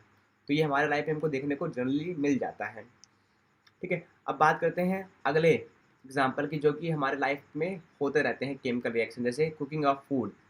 हम लोग क्या कर रहे हैं, खाना को बना रहे हैं, तो ये भी एक तरीके का रिएक्शन का एग्जाम्पल है, ठीक है। Cooking involve heat driven chemical reaction, cooking में क्या होता है, cooking involve heat driven chemical reaction that change the taste texture and colour of the food.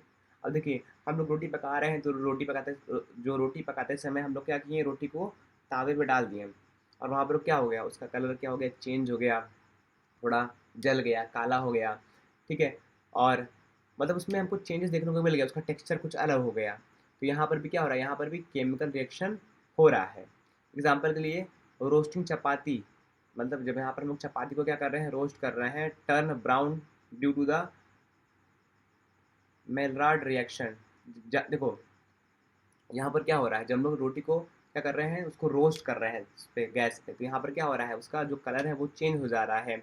और ये किस कारण से हो रहा है, ये मिलार्ड रिएक्शन के कारण से हो रहा है, जहाँ पर कार्बोहाइड्रेट क्या हो रहा है, रिएक्टिंग कर रहा है किसके साथ, प्रोटीन के साथ, मतलब ये कार्बोहाइड्रेट रिएक्ट कर रहा है प्रोटीन के साथ।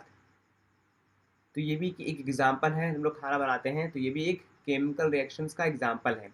तीसरा हमारा आता है डाइजेशन ऑफ फूड। अगर हमारे बॉडी में डाइजेशन ना हो तो क्या होगा,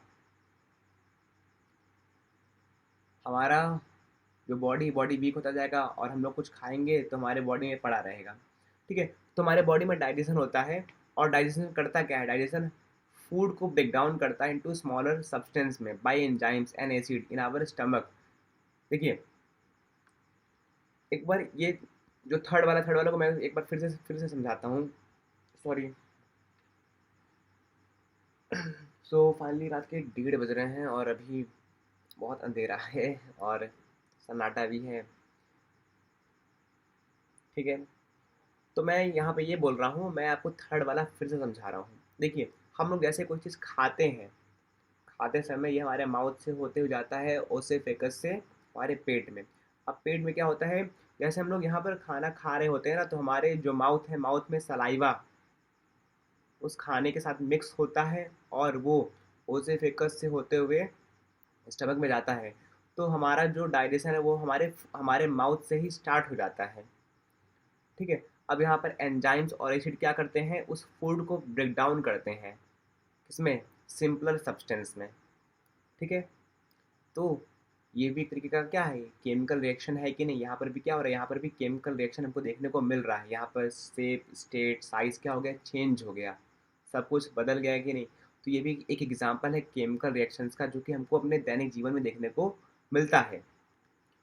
बात करें रेस्पिरेशन की, हम लोग रेस्पिरेशन कर रहे हैं, सांस ले रहे हैं, हमारे वो नेवल कैविटी से क्या हो रहा है, जो ऑक्सीजन है वो जा रहा है, और वो एल्वियोलिस जो हमारे लंग्स में है वो उसको अब्जॉर्ब कर रही हैं, फिर कैपिलरीज के थ्रू क्या कर रही हैं, बॉडी में ब्लड सर्कुलेट कर रही हैं, हेमोग्लोबिन सर्कुलेट हो रहा है, बन रहा है, ठीक है। तो यहाँ पर रेस्पिरेशन भी एक तरीके का क्या है, रेस्पिरेशन भी एक तरीके का केमिकल रिएक्शन है।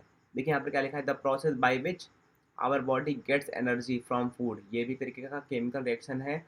और रेस्पिरेशन भी केमिकल रिएक्शन का एक एग्जाम्पल है। फिर glucose react with oxygen to release energy in the ATP form, जो ग्लूकोज है वो रिएक्ट हो रहा है ऑक्सीजन के साथ और एनर्जी रिलीज कर रहा है। ठीक है, यहाँ पर अगर उसके उस जो यहाँ पर हमको सेकंड में दिया गया है, अगर हम लोग इसका केमिकल रिएक्शन की केमिकल इक्वेशन की बात करें, किसकी बात करें, केमिकल इक्वेशन की, तो यहाँ पर केमिकल इक्वेशन दिया गया है C6H12O6 plus 6H2O gives 6CO2 plus 6H2, मतलब यहाँ पर कार्बन डाइऑक्साइड निकलेगा और क्या निकलेगा, पानी निकलेगा और हमको एनर्जी मिलेगा। बात क्लियर हो रहा है कि नहीं? तो रेस्पिरेशन भी एक तरीके का केमिकल रिएक्शंस का एग्जांपल है जो कि हमारे डेली लाइफ में इस्तेमाल होती है और हम लोग इसको अपने डेली लाइफ में इस चीज़ को देखते हैं। बात करें अगर अपने अगले पॉइंट की, जो कि हमारा है rusting of iron. Rusting of iron, तो ये भी हमारे आसपास बहुत सारे जो दुकानदार होते हैं वो शटर लगाए हुए होते हैं। उनका जो दुकान का शटर है वो क्या होता है, समय बीतते समय क्या होता है, मतलब समय अंतराल क्या होता है, उनका जो शटर होता है वो भी कमज़ोर हो जाता है। या फिर जो दरवाज़ा लगा हुआ है लोहे का किसी के घर पे, तो वहाँ पर वो दरवाजे पे क्या हो जा रहा है, उसमें भी रस्ट लग रहा है कि नहीं, उस दरवाजे में भी रस्ट लग रहा है। मतलब यहाँ पर रस्टिंग ऑफ आयरन भी एक तरीके का एग्जाम्पल है जो कि हमको डेली लाइफ में देखने को मिल जाएगा। अब इसका रिएक्शन यहाँ पे दिया गया है जो कि आप इसको नोट डाउन कर सकते हैं। और यहाँ पर जो आयरन है वो क्या होता जाएगा, वो वीक होता जाएगा। तो यहाँ पर भी क्या हो रहा है, यहाँ पर भी अल्टीमेटली रिएक्शन हो रहा है जो कि हमको डेली लाइफ में देखने को मिल जाएगा। अगला आता है बर्निंग ऑफ फ्यूल। अगर हम लोग क्या कर रहे हैं, अपने फ्यूल को, अपने ईंधन को जला रहे हैं, तो यहाँ पर भी क्या हो रहा है, यहाँ पर भी रिएक्शन हो रहा है। Fuel like petrol, diesel, LPG undergo combustion producing heat and light. अब देखिए अगर हम लोग अपने ईंधन को जला रहे हैं, पेट्रोल को, डीजल को, एलपीजी को, और क्या हो रहा है, उससे हीट प्रोड्यूस हो रहा है, लाइट प्रोड्यूस हो रहा है, तो यहाँ पर भी क्या हो रहा है, अल्टीमेटली एक केमिकल रिएक्शन हो रहा है। जैसे यहाँ पर एग्जाम्पल दिया गया है CH4, इसको बोलते हैं मीथेन, बोलते हैं क्या बोलते हैं, इसको मीथेन बोलते हैं। ये रिएक्ट कर रहा है किसके साथ, ऑक्सीजन के साथ। किसके साथ, ऑक्सीजन के साथ, वो XY ऑक्सीजन के साथ रिएक्ट कर रहा है। ओके, ये बना रहा है CO2 plus H2O plus heat. तो यहाँ पर भी क्या हो रहा है, यहाँ पर भी हमको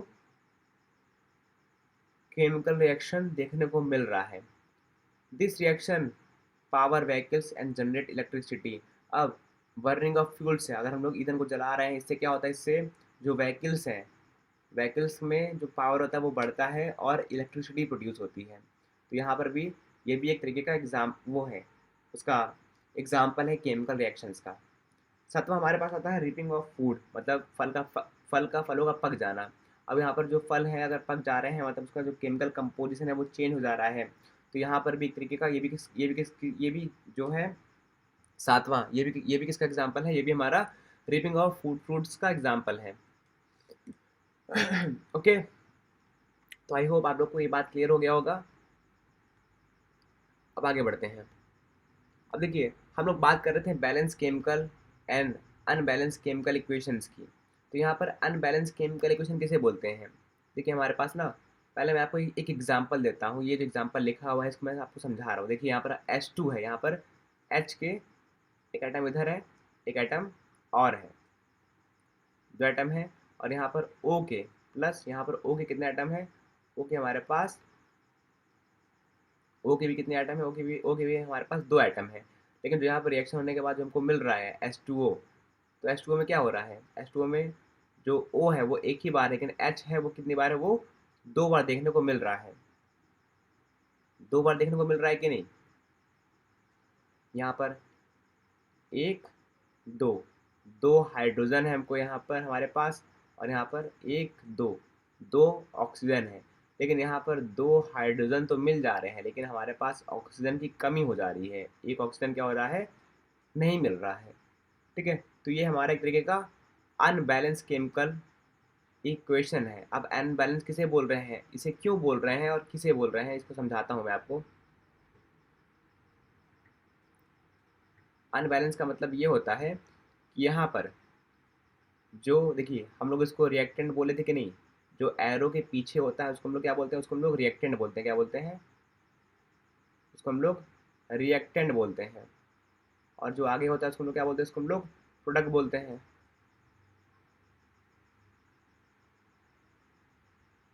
क्या बोलते हैं, इसको हम लोग प्रोडक्ट बोलते हैं। तो यहाँ पर रिएक्टेंट में जो नंबर्स ऑफ एटम्स है वो कितने हैं, अगर गिना जाए तो यहाँ पर H के पास 2 एटम है और O के पास कितने हैं, O के पास हमारे पास O के पास भी हमारे पास 2 एटम है। ओके, इतना बात क्लियर हो गया। वहीं अगर इसमें देखें तो इसमें हमारे पास H के पास 2 एटम है लेकिन O के पास सिर्फ एक ही एटम है। तो यहाँ पर क्या दोनों एटम्स, इधर के एटम और इधर के एटम बराबर हैं? ये बराबर नहीं है। ठीक है, हमको बराबर करना पड़ेगा। यहाँ पर H2 है, यहाँ पर H2 है, ठीक है, लेकिन यहाँ पर जो हमारा ऑक्सीजन है, ऑक्सीजन हमारे पास 2 इधर है लेकिन 1 इधर है। हमको ऑक्सीजन को बैलेंस करना पड़ेगा। अब बैलेंस क्यों करेंगे भाई, ऐसे भी तो काम चल जा रहा है। तो यहाँ पर हम लोग क्लास 9 में पढ़ कर आए हैं लॉ ऑफ कंजर्वेशन ऑफ मास, जहाँ पर हमने ये पढ़ा था कि अगर हमारे पास एक बीकर है, बीकर में हमने कोई रिएक्शन करवाया, हमारे पास एक बीकर है, बीकर को हमने बंद कर दिया, ठीक है, और बंद करने के बाद इसमें मान लीजिए 50 ग्राम एक केमिकल ए है और 10 ग्राम एक केमिकल बी है। अब मैंने इसको रिएक्ट करवाया, तो रिएक्शन के बाद अब जो कि ये पैक है रिएक्शन तो कर लेगा, लेकिन अल्टीमेटली इसका भी मास कितना आएगा, इसका भी मास 60 ग्राम आएगा कि नहीं, 10 ए का और 50 बी का, सॉरी 50 बी का और 10 ए का आएगा कि नहीं। तो यहाँ पर अल्टीमेटली यहाँ पर क्या हो, यहाँ पर 50 प्लस 10 कितना हो जा रहा है, 60 हो जा रहा है कि नहीं। मतलब यहाँ पर बेसिकली कहने का मतलब ये है, अनबैलेंस केमिकल इक्वेशन उसे बोलेंगे जहाँ पर number of atoms in the reactant equal होंगे number of atom in the product. मतलब यहाँ पर जो रिएक्टेंट के एटम है, जितने रिएक्टेंट के एटम यहाँ पे रहेंगे उतने ही एटम यहाँ पे प्रोडक्ट के होने चाहिए। तो इसी परिस्थिति को बचाने के लिए हम लोग क्या करते हैं, इसको बैलेंस करते हैं। अभी जैसे हम लोग इस एग्जाम्पल को लेकर चल रहे थे,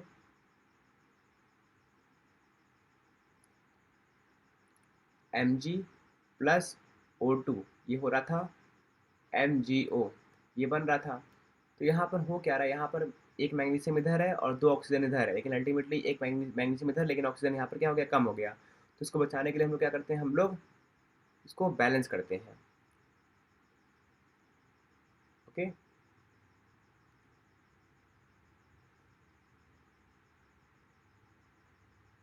देखिए इसको पढ़ते हैं। अनबैलेंस केमिकल इक्वेशन का यहाँ पर डेफिनेशन दिया गया है। And unbalance chemical equation has unequal number of atoms. मतलब एक वो इक्वेशन मतलब जहाँ पर एटम्स अनइक्वल है। मतलब यहाँ पर प्रोडक्ट में जो यहाँ पर प्रोडक्ट है, प्रोडक्ट में एटम्स का नंबर कुछ और है और यहाँ पर रिएक्टेंट में एटम्स का जो नंबर है वो भी कुछ और है। ओके, इतना बात क्लियर हुआ कि नहीं। तो ये हमारे अनबैलेंस केमिकल इक्वेशन का डेफिनेशन था। ठीक है, अब यहाँ पर हम लोग जैसे यहाँ पर दिया गया है H2 और O2, जो H2 है और O2 है, यहाँ पर H2 रिएक्टेंट में कितने, 2 हैं, और यहाँ पर O2 भी कितने रिएक्टेंट में हमारे पास 2 हैं। लेकिन प्रोडक्ट में जो H2 है वो हमारे पास 2 है, लेकिन यहाँ पर जो रिएक्टेंट में ऑक्सीजन है वो हमारे पास 1 है। मतलब यहाँ पर इक्वल नहीं है। Since the number of oxygen atom is not equal, यहाँ पर ऑक्सीजन एटम इक्वल नहीं है both side, the equation is unbalance. मतलब इक्वेशन यहाँ पर क्या, इक्वेशन हमारे पास यहाँ पर अनबैलेंस है। अब हम लोग इसको बैलेंस क्यों करेंगे, हमने आपको बताया ना इसको बैलेंस करना पड़ता है। तो इसको बैलेंस क्यों करेंगे, because law of conservation of मास, इस मास की वजह से, सॉरी इस लॉ की वजह से, इस लॉ की वजह से यहाँ पर क्या लिखा हुआ है, स्टेटमेंट लिखा हुआ है, मास can neither be created nor can be destroyed in a chemical reaction. मतलब मास को ना ही हम क्रिएट कर सकते हैं, ना ही हम उसको ख़त्म कर सकते हैं। ये एक फॉर्म से दूसरे फॉर्म में बदलता रहता है। ओके, आई होप आप लोग को ये बात क्लियर हो रहा होगा। अगर क्लियर नहीं हो रहा है तो आप इस वीडियो को एक बार दोबारा से देखिएगा और शांति से देखिएगा, आपको ये बात बहुत अच्छे से क्लियर हो जाएगा। देखिए यहाँ पर लिखा हुआ है लॉ ऑफ कंजर्वेशन ऑफ मास, मतलब यहाँ पर मास कैन नाइदर बी क्रिएटेड, हम लोग मास को बना नहीं सकते हैं और मास को ख़त्म नहीं कर सकते हैं। बस ये केमिकल रिएक्शंस में एक फॉर्म से दूसरे फॉर्म में जाता है, ठीक है। दिस मीन दैट अब यहाँ पर अब यहाँ पर law of conservation of mass follow होना चाहिए। किसमें? इस चीज़ में फॉलो होना चाहिए। तो इसलिए हम लोग इसको फॉलो कराने के लिए हम लोग क्या करेंगे, हम लोग यहाँ पर इसका स्टाइकोमेट्रिक कोफिशिएंट्स को एडिट करेंगे। अब वो कैसे करेंगे पहले इसको समझ लेते हैं। हम लोग यहाँ पर बैलेंस इसलिए कर रहे हैं क्योंकि यहाँ पर लॉ ऑफ कंजर्वेशन ऑफ मास को हमको फॉलो कराना है, इसीलिए हम लोग यहाँ पर इस चीज़ को बैलेंस कर रहे हैं। अब यहाँ पर स्टेटमेंट उन्होंने क्या दिया था इस लॉ का, mass can neither be created nor can be destroyed in a chemical reaction.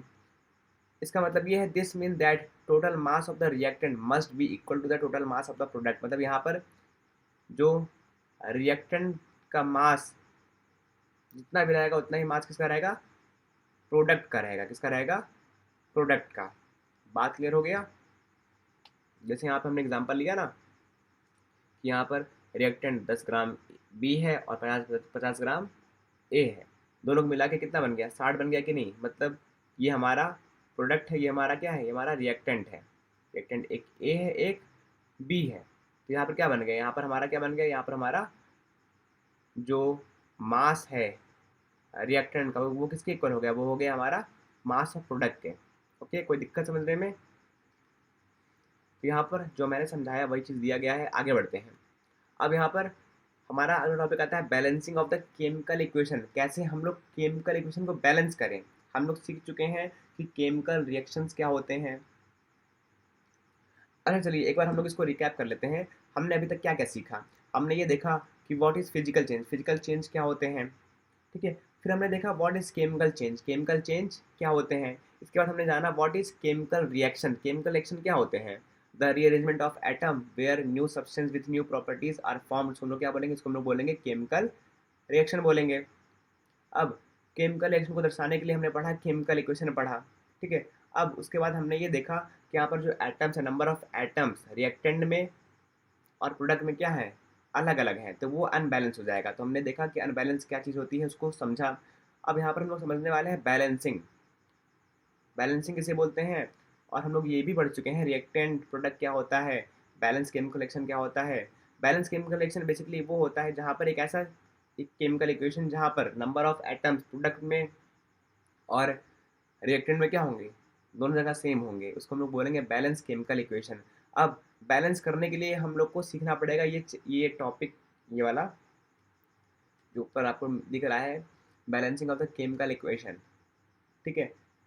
तो बैलेंसिंग का मतलब क्या होता है, balancing a chemical equation means, अगर हम लोग किसी भी केमिकल इक्वेशन को बैलेंस कर रहे हैं इसका क्या मतलब होगा, हम लोग क्या कर रहे हैं, number of atoms of each element equal to the number of both sides. मतलब कहने का मतलब ये है, आई एम सो सॉरी, यहाँ पर बहुत सिंपल में लिखा गया है, number of atoms of each element equal to the both side. मतलब यहाँ पर जितने एटम इधर के हैं उतने एटम इधर भी होने चाहिए। इधर यहाँ पर 2 और 2, इधर 4 एटम है, लेकिन इधर कितने एटम बन रहे हैं, इधर 3 एटम बन रहे हैं। मतलब यहाँ पर नंबर ऑफ एटम मतलब एटम्स की जो संख्या है वो क्या है, रिएक्टेंट की ओर कुछ और है और प्रोडक्ट की ओर क्या है, कुछ और है। अब यहाँ पर हम लोग समझने वाले हैं कि जब भी ऐसा ऐसा परिस्थिति बनेगा हम लोग इसको रीअरेंज करेंगे। क्या करेंगे, हम लोग इसको रीअरेंज करेंगे या फिर इसको सॉरी इसको बैलेंस करेंगे। क्या करेंगे, इसको बैलेंस करेंगे। अब बैलेंस करने के लिए हमारे पास कुछ प्रतिक्रिया हैं, कुछ स्टेप हैं, इसको हम लोग फॉलो करके स्टेप बाय स्टेप फॉलो करके हम लोग इसको बैलेंस कर सकते हैं। और इस मेथड को हम लोग बोलते हैं हिट एंड ट्रायल मेथड। ये वैसे होता नहीं है बहुत जल्दी समझ भी नहीं, मतलब कहने का मतलब ये है कि ये बहुत जल्दी बच्चों को समझ में नहीं आता। इसको हम लोग बोलते हैं हिट एंड ट्रायल मेथड। आप जितना प्रैक्टिस करेंगे आपको ये चीज़ उतना अच्छे से क्लियर हो जाएगा, ठीक है। तो आप जितना इस पे जो टॉपिक दिया गया बैलेंसिंग ऑफ केमिकल इक्वेशन, आप इस पर जितना प्रैक्टिस करेंगे आपको ये चीज़ उतना ज़्यादा अच्छे से क्लियर होता जाएगा, ठीक है। तो चलिए स्टार्ट करते हैं step by step balancing of hydrogen and oxygen, ठीक है। अब देखिए यहाँ पर H2 और O2 दिया गया है और ये बन रहा है H2O बन रहा है, H2O बन रहा है। लेकिन यहाँ पर हम लोग इस नंबर से, जो यहाँ पर नीचे नंबर दिया गया है, इस नंबर के साथ कभी छिड़कानी नहीं करेंगे, इस नंबर के साथ कभी भी छिड़कानी नहीं करेंगे। यहाँ पे नंबर नीचे दिया गया है। हम लोग करेंगे क्या, हम लोग यहाँ पर इसके आगे कोई ना कोई नंबर मल्टीप्लाई कर देंगे, या फिर इसके आगे कोई ना कोई नंबर मल्टीप्लाई कर देंगे, या फिर इसके आगे कोई ना कोई नंबर मल्टीप्लाई कर देंगे। मतलब हमारे पास अगर ये दिया गया है H2 plus O2 gives H2O दिया गया है। अब देखिए यहाँ पर 2 हाइड्रोजन है, 2 ऑक्सीजन है, और यहाँ पर 2 हाइड्रोजन है और 1 ऑक्सीजन है। लेकिन हम लोग को इसको क्या क्या करना है, इसको बैलेंस कराना है। तो हम लोग क्या करेंगे, हम लोग कोई ना कोई नंबर खाली मल्टीप्लाई कर देंगे। तो हम लोग यहाँ पर क्या करेंगे, H2 प्लस O2 दिया गया है, H2O दिया गया है। हम लोग ऐसा देखिए, यहाँ पर पहला हमारा जो हाइड्रोजन है, हाइड्रोजन तो एकदम अच्छे से बैलेंस है। यहाँ पर भी 2 था, तो यहाँ पर भी था। हम लोग पहले बैलेंस करते हैं ऑक्सीजन को। अगर हम लोग यहाँ पर 2 लगा दें तो ये 2 दूना क्या हो जाएगा, 4 हो जाएगा। सॉरी, यहाँ पर 2 नहीं लगाते हैं। हम लोग बार बार हिट हिट क्या कर रहे हैं, मतलब यहाँ पर इसको हिट कर रहे हैं, ट्रायल कर रहे हैं, इसलिए इसका नाम क्या पड़ा था, हिट एंड ट्रायल मेथड पड़ा था। हम लोग यहाँ पर 2 ऑक्सीजन था, यहाँ पर एक ही है। एक काम करते हैं, यहाँ पर 2 से मल्टीप्लाई कर देते हैं। अब देखिए यहाँ पर जो ऑक्सीजन है वो हमारा 2 हो गया, लेकिन जो हमारा हाइड्रोजन है वो कितना हो गया, वो हमारे पास 4 हो गया है। देखिएगा ध्यान से, यहाँ पर ऑक्सीजन 2 था, यहाँ पर भी हाइड्रोजन 2 था, यहाँ पर हाइड्रोजन 2 था, ऑक्सीजन 1 था। हमने ऑक्सीजन को बैलेंस करने के लिए यहाँ पर 2 से मल्टीप्लाई कर दिया, तो ये 2 ऑक्सीजन हो गया और 2 हाइड्रोजन हो गया। यहाँ पर 2 ऑक्सीजन हो गया, 2 हाइड्रोजन हो गया। लेकिन जैसे हमने यहाँ पर 2 मल्टीप्लाई किया तो 2 हाइड्रोजन इधर और 2 इधर के कितने हो जाएंगे, 4 हो जाएंगे कि नहीं। तो हम लोग को भी अभी भी ये बैलेंस नहीं हुआ है। यहाँ पर हम लोग क्या करेंगे, यहाँ पर हम लोग इसको 2 से मल्टीप्लाई कर देंगे। बात समझे कि नहीं। अब देखिए 2 2 जा 4, मतलब यहाँ पर 4 H एटम है। 2 2 जा 4, यहाँ पर 1 2 जा 2 एटम है, और यहाँ पर 2 1 जा 2 एटम ऑक्सीजन के, और 2 2 जा 4 4 एटम हाइड्रोजन के, और 2 एटम ऑक्सीजन के। तो कुछ इस प्रकार हम लोग बैलेंस करेंगे अपने इक्वेशन को। बात क्लियर हुआ। अगर ये चीज़ समझ में नहीं आई है तो हम लोग अभी आगे और सारे एग्जाम्पल मिलने वाले हैं, उसको देखते हैं, क्योंकि हम लोग को इस चैप्टर को रटना नहीं है, इस चैप्टर को बहुत अच्छे से समझना है। देखिए यहाँ पर स्टेप हमको जो लिखा दिया गया है, step by step balancing of the hydrogen and oxygen reaction. अब यहाँ पर जो ये रिएक्शन है, ये रिएक्शन हमारा अनबैलेंस है। एक बार फिर से समझते हैं, ये रिएक्शन हमारा अनबैलेंस है। अब हमको इसको बैलेंस करना होगा। तो बैलेंस करने के लिए हम लोग क्या करेंगे, देखिए यहाँ पर क्या लिखा हुआ है। हम लोग देखिए यहाँ पर जो हमारा हाइड्रोजन है, इधर भी 2 है, इधर भी 2 है, लेकिन जो ऑक्सीजन है, हमारा जो ऑक्सीजन है, ऑक्सीजन इधर 2 है, लेकिन इधर क्या, इधर 1 है। तो यहाँ पर सबसे पहले हम लोग बैलेंस करेंगे किसको, ऑक्सीजन को। There are 2 oxygen atom in O2 but only 1 oxygen atom in H2O। Reactant में सिर्फ 2 ऑक्सीजन एटम है, लेकिन प्रोडक्ट में हमारे पास एक ही ऑक्सीजन एटम है।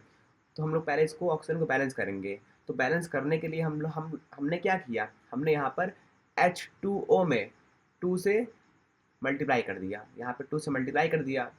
अब देखिए यहाँ पर 2 2 जा 2 2 जा, मतलब 2 2 जा 2 2 जा क्या हो रहा है, 4 हो रहा है, मतलब यहाँ पर 4 H एटम हो गए। लेकिन वहीं 2 1 जा, यहाँ पर कुछ नहीं लिखा, मतलब 1 लिखा है, मतलब यहाँ पर 2 ऑक्सीजन एटम हो गए। अब यहाँ पर 2 ऑक्सीजन इधर, 2 ऑक्सीजन इधर, ये तो हमारा बराबर हो गया। लेकिन यहाँ पर जो हमारा H है, यहाँ पर जो H है रिएक्टेंट में, वो 2 ही है, लेकिन यहाँ पर 4 हो गया। अब फिर से हमको बैलेंस करना पड़ेगा। तो फिर से बैलेंस करने के लिए हम लोग यहाँ पर 2 से मल्टीप्लाई कर देंगे, जो कि यहाँ पर लिखा हुआ है बैलेंसिंग हाइड्रोजन।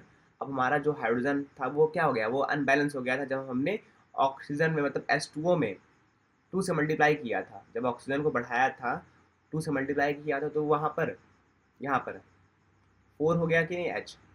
अब इसको भी बैलेंस करने के लिए हमको यहाँ पर फिर से 2 में, फिर से H2 में 2 से मल्टीप्लाई करना होगा, तब जाके इधर भी 4H आ गया। अब आप इसको देख लीजिए, जो यहाँ पर लास्ट में लिखा हुआ है, ये हमारा बैलेंस केमिकल इक्वेशन है। कोई दिक्कत?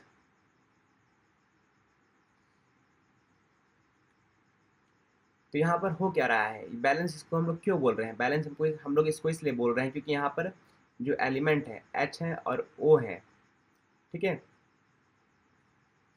अब यहाँ पर 4 एटम, रिएक्टेंट में भी कितने एटम है, हाइड्रोजन एटम 4 है और ऑक्सीजन एटम कितने हैं, यहाँ पर 2 है। और प्रोडक्ट में भी कितने हो गए हमारे पास, 4 हो गए। और यहाँ पर कितने हो गए, जो ऑक्सीजन है वो कितने होंगे, 2 हो गए। सॉरी, यहाँ पर मैंने 4 बोला, 4 बोलना चाहिए। यहाँ पर जो ऑक्सीजन एटम है वो 4 है और ऑक्सीजन एटम कितने हैं, 2 हैं। यहाँ पर प्रोडक्ट वाले हाइड्रोजन कितने हैं, 4 हैं और यहाँ पर जो प्रोडक्ट वाले ऑक्सीजन है वो कितने हैं, 2 हैं। तो ये क्या है, ये आपस में इक्वल है, आपस में क्या इक्वल है, रिएक्टेंट और प्रोडक्ट आपस में इक्वल हो गए। तो इसीलिए हम लोग इसको इसको बोलेंगे बैलेंस्ड केमिकल इक्वेशन बोलेंगे। कोई दिक्कत आपको समझने में नहीं होना चाहिए। अगर आप चैनल पर नए हो, और अगर आप अब भी चैनल को सब्सक्राइब नहीं किए हो तो ये गलत कर रहे हो, चैनल को सब्सक्राइब कर लेना और बाकी इस वीडियो को और दोस्तों के साथ शेयर कर दो। अब चलिए आगे बढ़ते हैं। ये हमारे माइंड में अभी जैसे शुरुआत बता दिया कि बैलेंसिंग इंपॉर्टेंट क्यों है, यहाँ पे फिर से पूछ रहा है why balancing is important, balancing important क्यों है। देखिए, ensure the equation follow the law of conservation of mass, जैसे कि हमने शुरुआत में बताया था कि प्रोडक्ट के जो मास हैं और रिएक्टेंट के मास क्या होने चाहिए, सेम होने चाहिए। तो यहाँ पर law of conservation of mass follow होना चाहिए। उसी को फॉलो करवाने के लिए हम लोग यहाँ पर रिएक्शन को बैलेंस करते हैं। बात क्लियर हो रहा है, उसी को फॉलो करवाने के लिए हम लोग यहाँ पर रिएक्शन को बैलेंस करते हैं। अगला, help in understanding the exact quantity of reactant and product, मतलब यहाँ पर हम लोग को एग्जैक्ट क्वांटिटी पता लग पाए एटम्स का कि कितने एटम यहाँ पर यूज़ हो रहे हैं, इसलिए हम लोग यहाँ पर बैलेंस करते हैं। Use in stoichiometry for chemical calculation, और जो आगे आने वाले क्लास 11 का जो स्टाइकोमेट्री है जहाँ पर हम लोग मोल कॉन्सेप्ट को पढ़ेंगे, ठीक है, और भी तरह तरह की जो चीज़ें हम लोग कॉन्सेप्ट पढ़ेंगे क्लास 11 का, तो वहाँ पर बैलेंस केमिकल इक्वेशन की आवश्यकता होती है। तो उसके लिए भी यहाँ पर बैलेंस करना ज़रूरी था, जो कि हमने सीख लिया। और इस मेथड को हम लोग बोलते हैं हिट एंड ट्रायल मेथड बोलते हैं।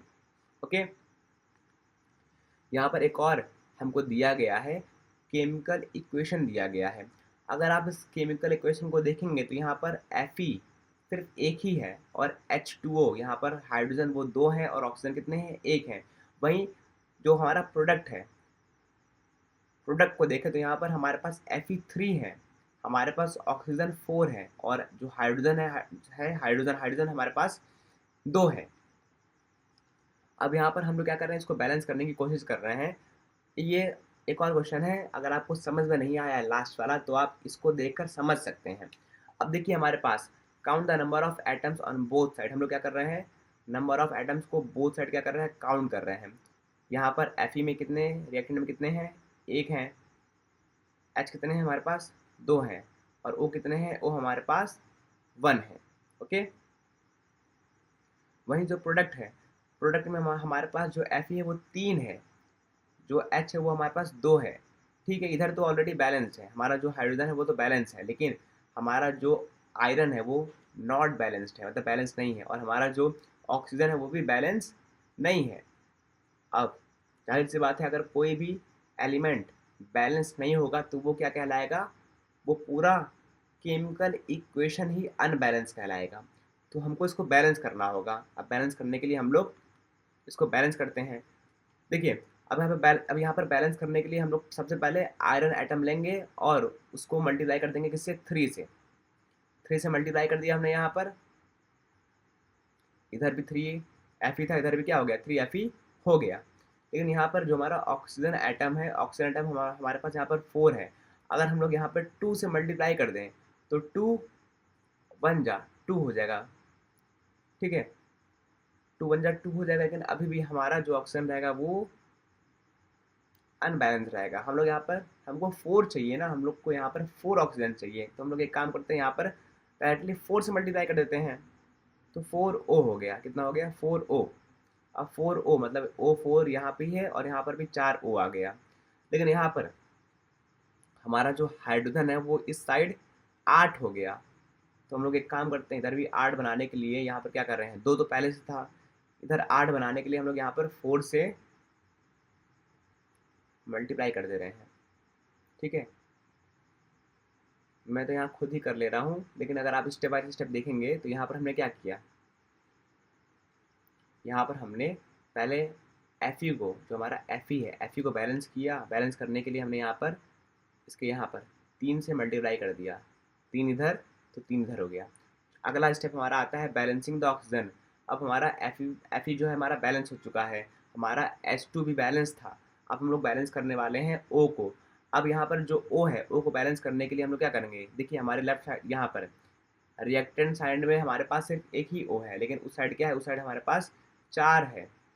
तो हम लोग करेंगे क्या, हम लोग यहाँ पर 4 से मल्टीप्लाई कर देंगे। किससे मल्टीप्लाई करेंगे, 4 से, जो कि यहाँ पर किया हुआ है।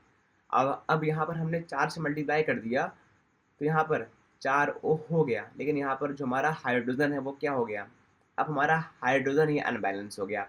अब उसको बैलेंस करने के लिए हम लोग क्या करेंगे, उसको बैलेंस करने के लिए हम लोग यहाँ पर 4 से मल्टीप्लाई कर देंगे। ठीक है, तो 4 2 8, और यहाँ पर 4 H हो गए, और यहाँ पर 3 Fe हो गया, यहाँ पर 3 Fe हो गया, यहाँ पर 4 O हो गए, और 8 H हो गए।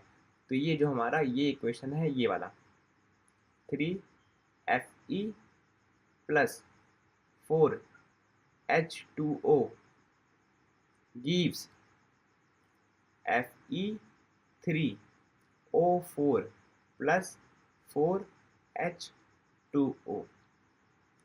आई होप आपको इतना बात क्लियर हो गया होगा। ये बैलेंसिंग करने के मतलब ये बैलेंसिंग का दूसरा एग्जांपल था, और ऐसे ही हम लोग चैप्टर में दिए गए क्वेश्चंस को बैलेंस करेंगे। अब आगे बढ़ते हैं अपने चैप्टर में। अब देखिए हमारे पास हमारा अगला टॉपिक आता है टाइप्स ऑफ केमिकल रिएक्शंस।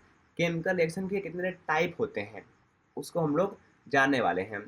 तो यहाँ पर केमिकल रिएक्शन क्या होता है हम लोग ये जान चुके हैं। अब केमिकल रिएक्शन कितने टाइप के होते हैं हम लोग उसको एक तरीके से फ्लो चार्ट के थ्रू समझते हैं, और फिर आगे हम लोग हर एक टाइप को बहुत डिटेल में समझेंगे।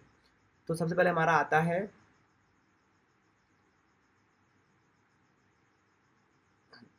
Combination reaction.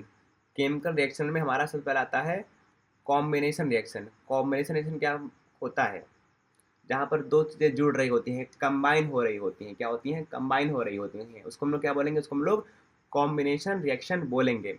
दूसरा हमारा आता है डीकम्पोजिशन रिएक्शन। क्या बोलते हैं, डीकम्पोजिशन रिएक्शन। ओके, अब डीकम्पोजिशन रिएक्शन के हमारे पास 3 टाइप होते हैं। ये ऐसे लगना चाहिए, ठीक है, थोड़ा सा मिस्टेक हो गया है, ये ऐसे लगना चाहिए था। तो डीकम्पोजिशन रिएक्शन का मतलब ये होता है जहाँ पर एक चीज़, जैसे हमारे पास एक लड्डू है, वो क्या हो रहा है, वो टूट रहा है, बहुत सारे लड्डू से बन रहे हैं। तो डीकम्पोजिशन का मतलब होता है जहाँ पर एक चीज़, एक रिएक्टेंट टूटता है बहुत सारे प्रोडक्ट में, उसको हम लोग बोलते हैं डीकम्पोजिशन रिएक्शन। और यहाँ पर हमारा जो डीकम्पोजिशन रिएक्शन है वो 3 टाइप का होता है, थर्मल, इलेक्ट्रोलिसिस और फोटो डीकम्पोजिशन, या फिर इसको बोलते हैं फोटोलिटिक बोलते हैं।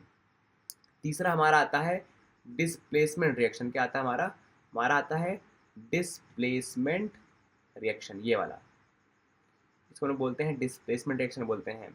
अगला आता है हमारा डबल डिस्प्लेसमेंट रिएक्शन। क्या आता है, डबल डिस्प्लेसमेंट रिएक्शन।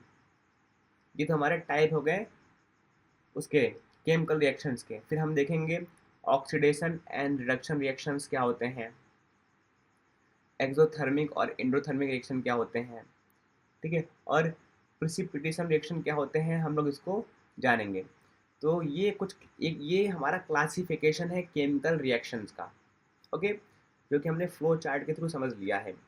और यहाँ पर जो आपको ये चीज़ दिख रहा है, डीकम्पोजिशन रिएक्शंस के 3 टाइप होते हैं, थर्मल डीकम्पोजिशन, इलेक्ट्रोलाइटिक डीकम्पोजिशन और फोटोलिटिक डीकम्पोजिशन।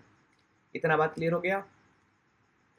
अब हम लोग समझते हैं, देखिए यहाँ पर एक मतलब फिर से बता दिया गया है कि हाँ, टाइप्स ऑफ केमिकल रिएक्शन में अल्टीमेटली ऊपर से बता दे रहा है कि यहाँ पर जो केमिकल रिएक्शन में 2 चीज़ क्या हो रहे हैं, कंबाइन होके एक सिंगल प्रोडक्ट बना रहे हैं, इसको हम लोग बोलते हैं केमिकल रिएक्शन। कौन सा बोलते हैं, कॉम्बिनेशन केमिकल कॉम्बिनेशन रिएक्शन बोलते हैं। क्या बोलते हैं? कॉम्बिनेशन रिएक्शन बोलते हैं। दूसरा हमारा डीकम्पोजिशन में क्या होगा? डीकम्पोजिशन में यहाँ पर एक प्रोडक्ट है वो क्या हो रहा है, वो कई सारे प्रोडक्ट में टूट रहा है। जैसे ए बी था, ये टूट गया ए प्लस बी में, इसको हम लोग बोलेंगे डीकम्पोजिशन रिएक्शन बोलेंगे। तीसरा हमारा था डिस्प्लेसमेंट रिएक्शन। यहाँ पर जो ए है, ए बहुत हाईली रिएक्टिव स्पीसीज है, वो क्या कर रहा है, बीसी के पास आया, मतलब ठीक है समझ रहे हो ना, बीसी के पास आया। अब ए ने क्या कर दिया, ए ने बी को रिप्लेस करके एसी के साथ क्या कर लिया, एक नया कंपाउंड बना लिया और बी अलग थलग हो गया। मतलब एक आया जो बहुत पावरफुल था, उसने क्या किया, हटा के दूसरे वाले को बाहर फेंक दिया और उसके साथ कंबाइन हो गया। तो इसको हम लोग बोलेंगे डिस्प्लेसमेंट रिएक्शन। क्या बोलेंगे?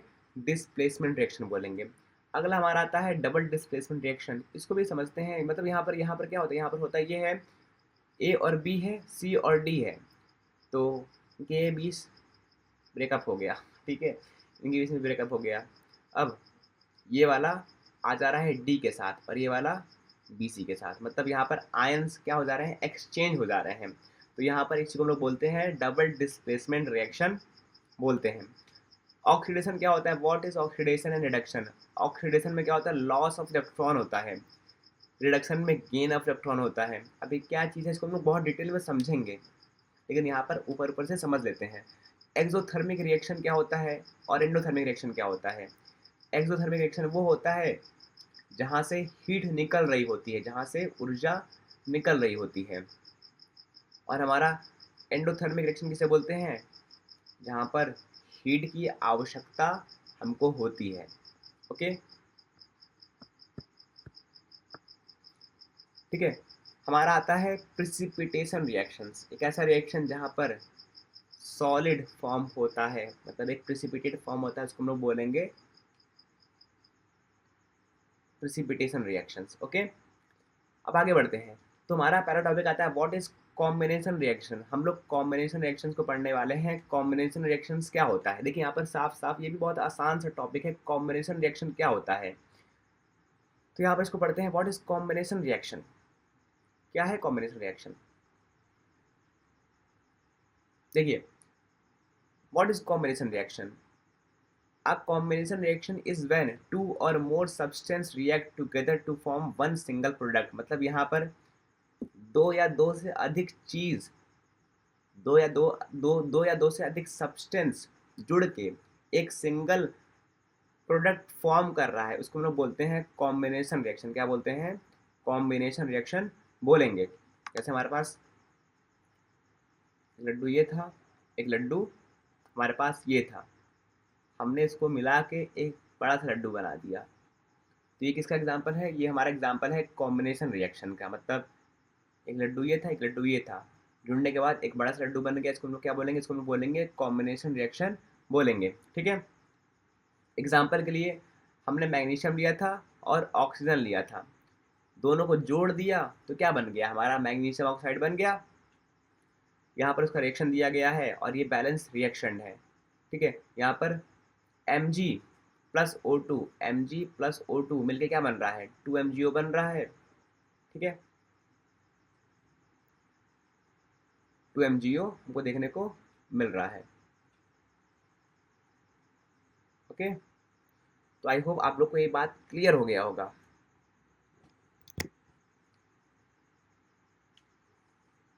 अगला हमारा आता है, यहाँ पर जो मैग्नीशियम है, मैग्नीशियम क्या था? मैग्नीशियम हमारा साइनी मेटल था और ऑक्सीजन हमारा क्या है? गैस है। ठीक है, when they combine they form magnesium oxide. और जब हम लोग मैग्नीशियम और ऑक्सीजन को कंबाइन करते हैं और ये क्या बनता है? ये हमारा मैग्नीशियम ऑक्साइड बनता है। और ये मैग्नीशियम ऑक्साइड एक वाइट पाउडर होता है। क्या होता है? एक वाइट पाउडर होता है। This reaction release heat and is an exothermic reaction. अब एक ऐसा रिएक्शन जहाँ से हीट निकलता है उसको एक्सोथर्मिक रिएक्शन बोलते हैं। अभी तो हम लोग इसको डिटेल में पढ़ेंगे, लेकिन ये बात जान लीजिए कि जब भी हम लोग क्या कर रहे हैं, रिएक्शन करा रहे हैं, यहाँ पर हीट ऊर्जा निकल रही है, तो ऐसे रिएक्शन को हम लोग क्या बोलते हैं? एक्सोथर्मिक रिएक्शन बोलते हैं। हालांकि अभी इसको छोड़िए, बस खाली आप ये जानिए कॉम्बिनेशन रिएक्शन वो रिएक्शन होता है जहाँ पर दो या दो से अधिक सब्सटेंस मिलके एक सिंगल प्रोडक्ट बनाते हैं, उसको हम लोग बोलते हैं कॉम्बिनेशन रिएक्शन बोलते हैं। ओके, यहाँ पर एग्जांपल दिया गया है हमको, जैसे burning of coal, C carbon, हम कार्बन क्या हो रहा है, कार्बन जल रहा है, मतलब O2 के प्रेजेंस में, ऑक्सीजन के प्रेजेंस में क्या हो रहा है, ये जल रहा है और क्या बना रहा है, ये बना रहा है CO2 बना रहा है। तो यहाँ पर क्या हो रहा है, ये भी एक एग्जांपल है हमारा कॉम्बिनेशन रिएक्शन का। ओके, कॉम्बिनेशन रिएक्शन का ये भी एक एग्जांपल है। कोई दिक्कत आपको समझने में? यहाँ पर coal burn in oxygen to produce carbon dioxide. ठीक है, हमारा अगला पॉइंट ये है, this reaction release a lot of heat. और जब ये जलता है ना, जैसे हम लोग वो जलाते हैं, क्या बोलते हैं, कोयला जलाते हैं, कोयला भी क्या है, कार्बन है, तो वहाँ से बहुत ज़्यादा हीट ऊर्जा उत्पन्न होती है कि नहीं, which is why coal is use as fuel. और यही कारण है, क्योंकि इसमें बहुत ज़्यादा ऊर्जा निकलती है, यही कारण है हम लोग कोल को एज अ फ्यूल के तौर पे इस्तेमाल करते हैं। जैसे जो चाय बनाता है, या फिर पहले टाइम पे जो ट्रेन चलते थे वो भी इसी कोल से चलते थे। तीसरा हमारा आता है फॉर्मेशन ऑफ वाटर। हम लोग पानी, मतलब जो हमारे वातावरण में एच भी है, हाइड्रोजन भी है और क्या है, ऑक्सीजन भी है। अच्छा, क्या कभी माइंड में ये आया है कि हमारे वातावरण में तो ऑक्सीजन भी है और हाइड्रोजन भी है, तो हमारे वो दोनों कंबाइन होके हमारे ऊपर पानी की बरसात क्यों नहीं हो रही है, या फिर पानी वो रिएक्ट करके पानी क्यों नहीं बन रहा है? ऐसा कभी सोचा होगा? ऐसा सोचा तो होगा ज़रूर, अगर नहीं सोचा है तो एक बार सोचना ऐसा क्यों होता है। हमारे वातावरण में ऑक्सीजन भी है, हाइड्रोजन भी है, तो दोनों रिएक्ट करके पानी क्यों नहीं बना के बरसते हैं? ऐसा क्यों नहीं होता?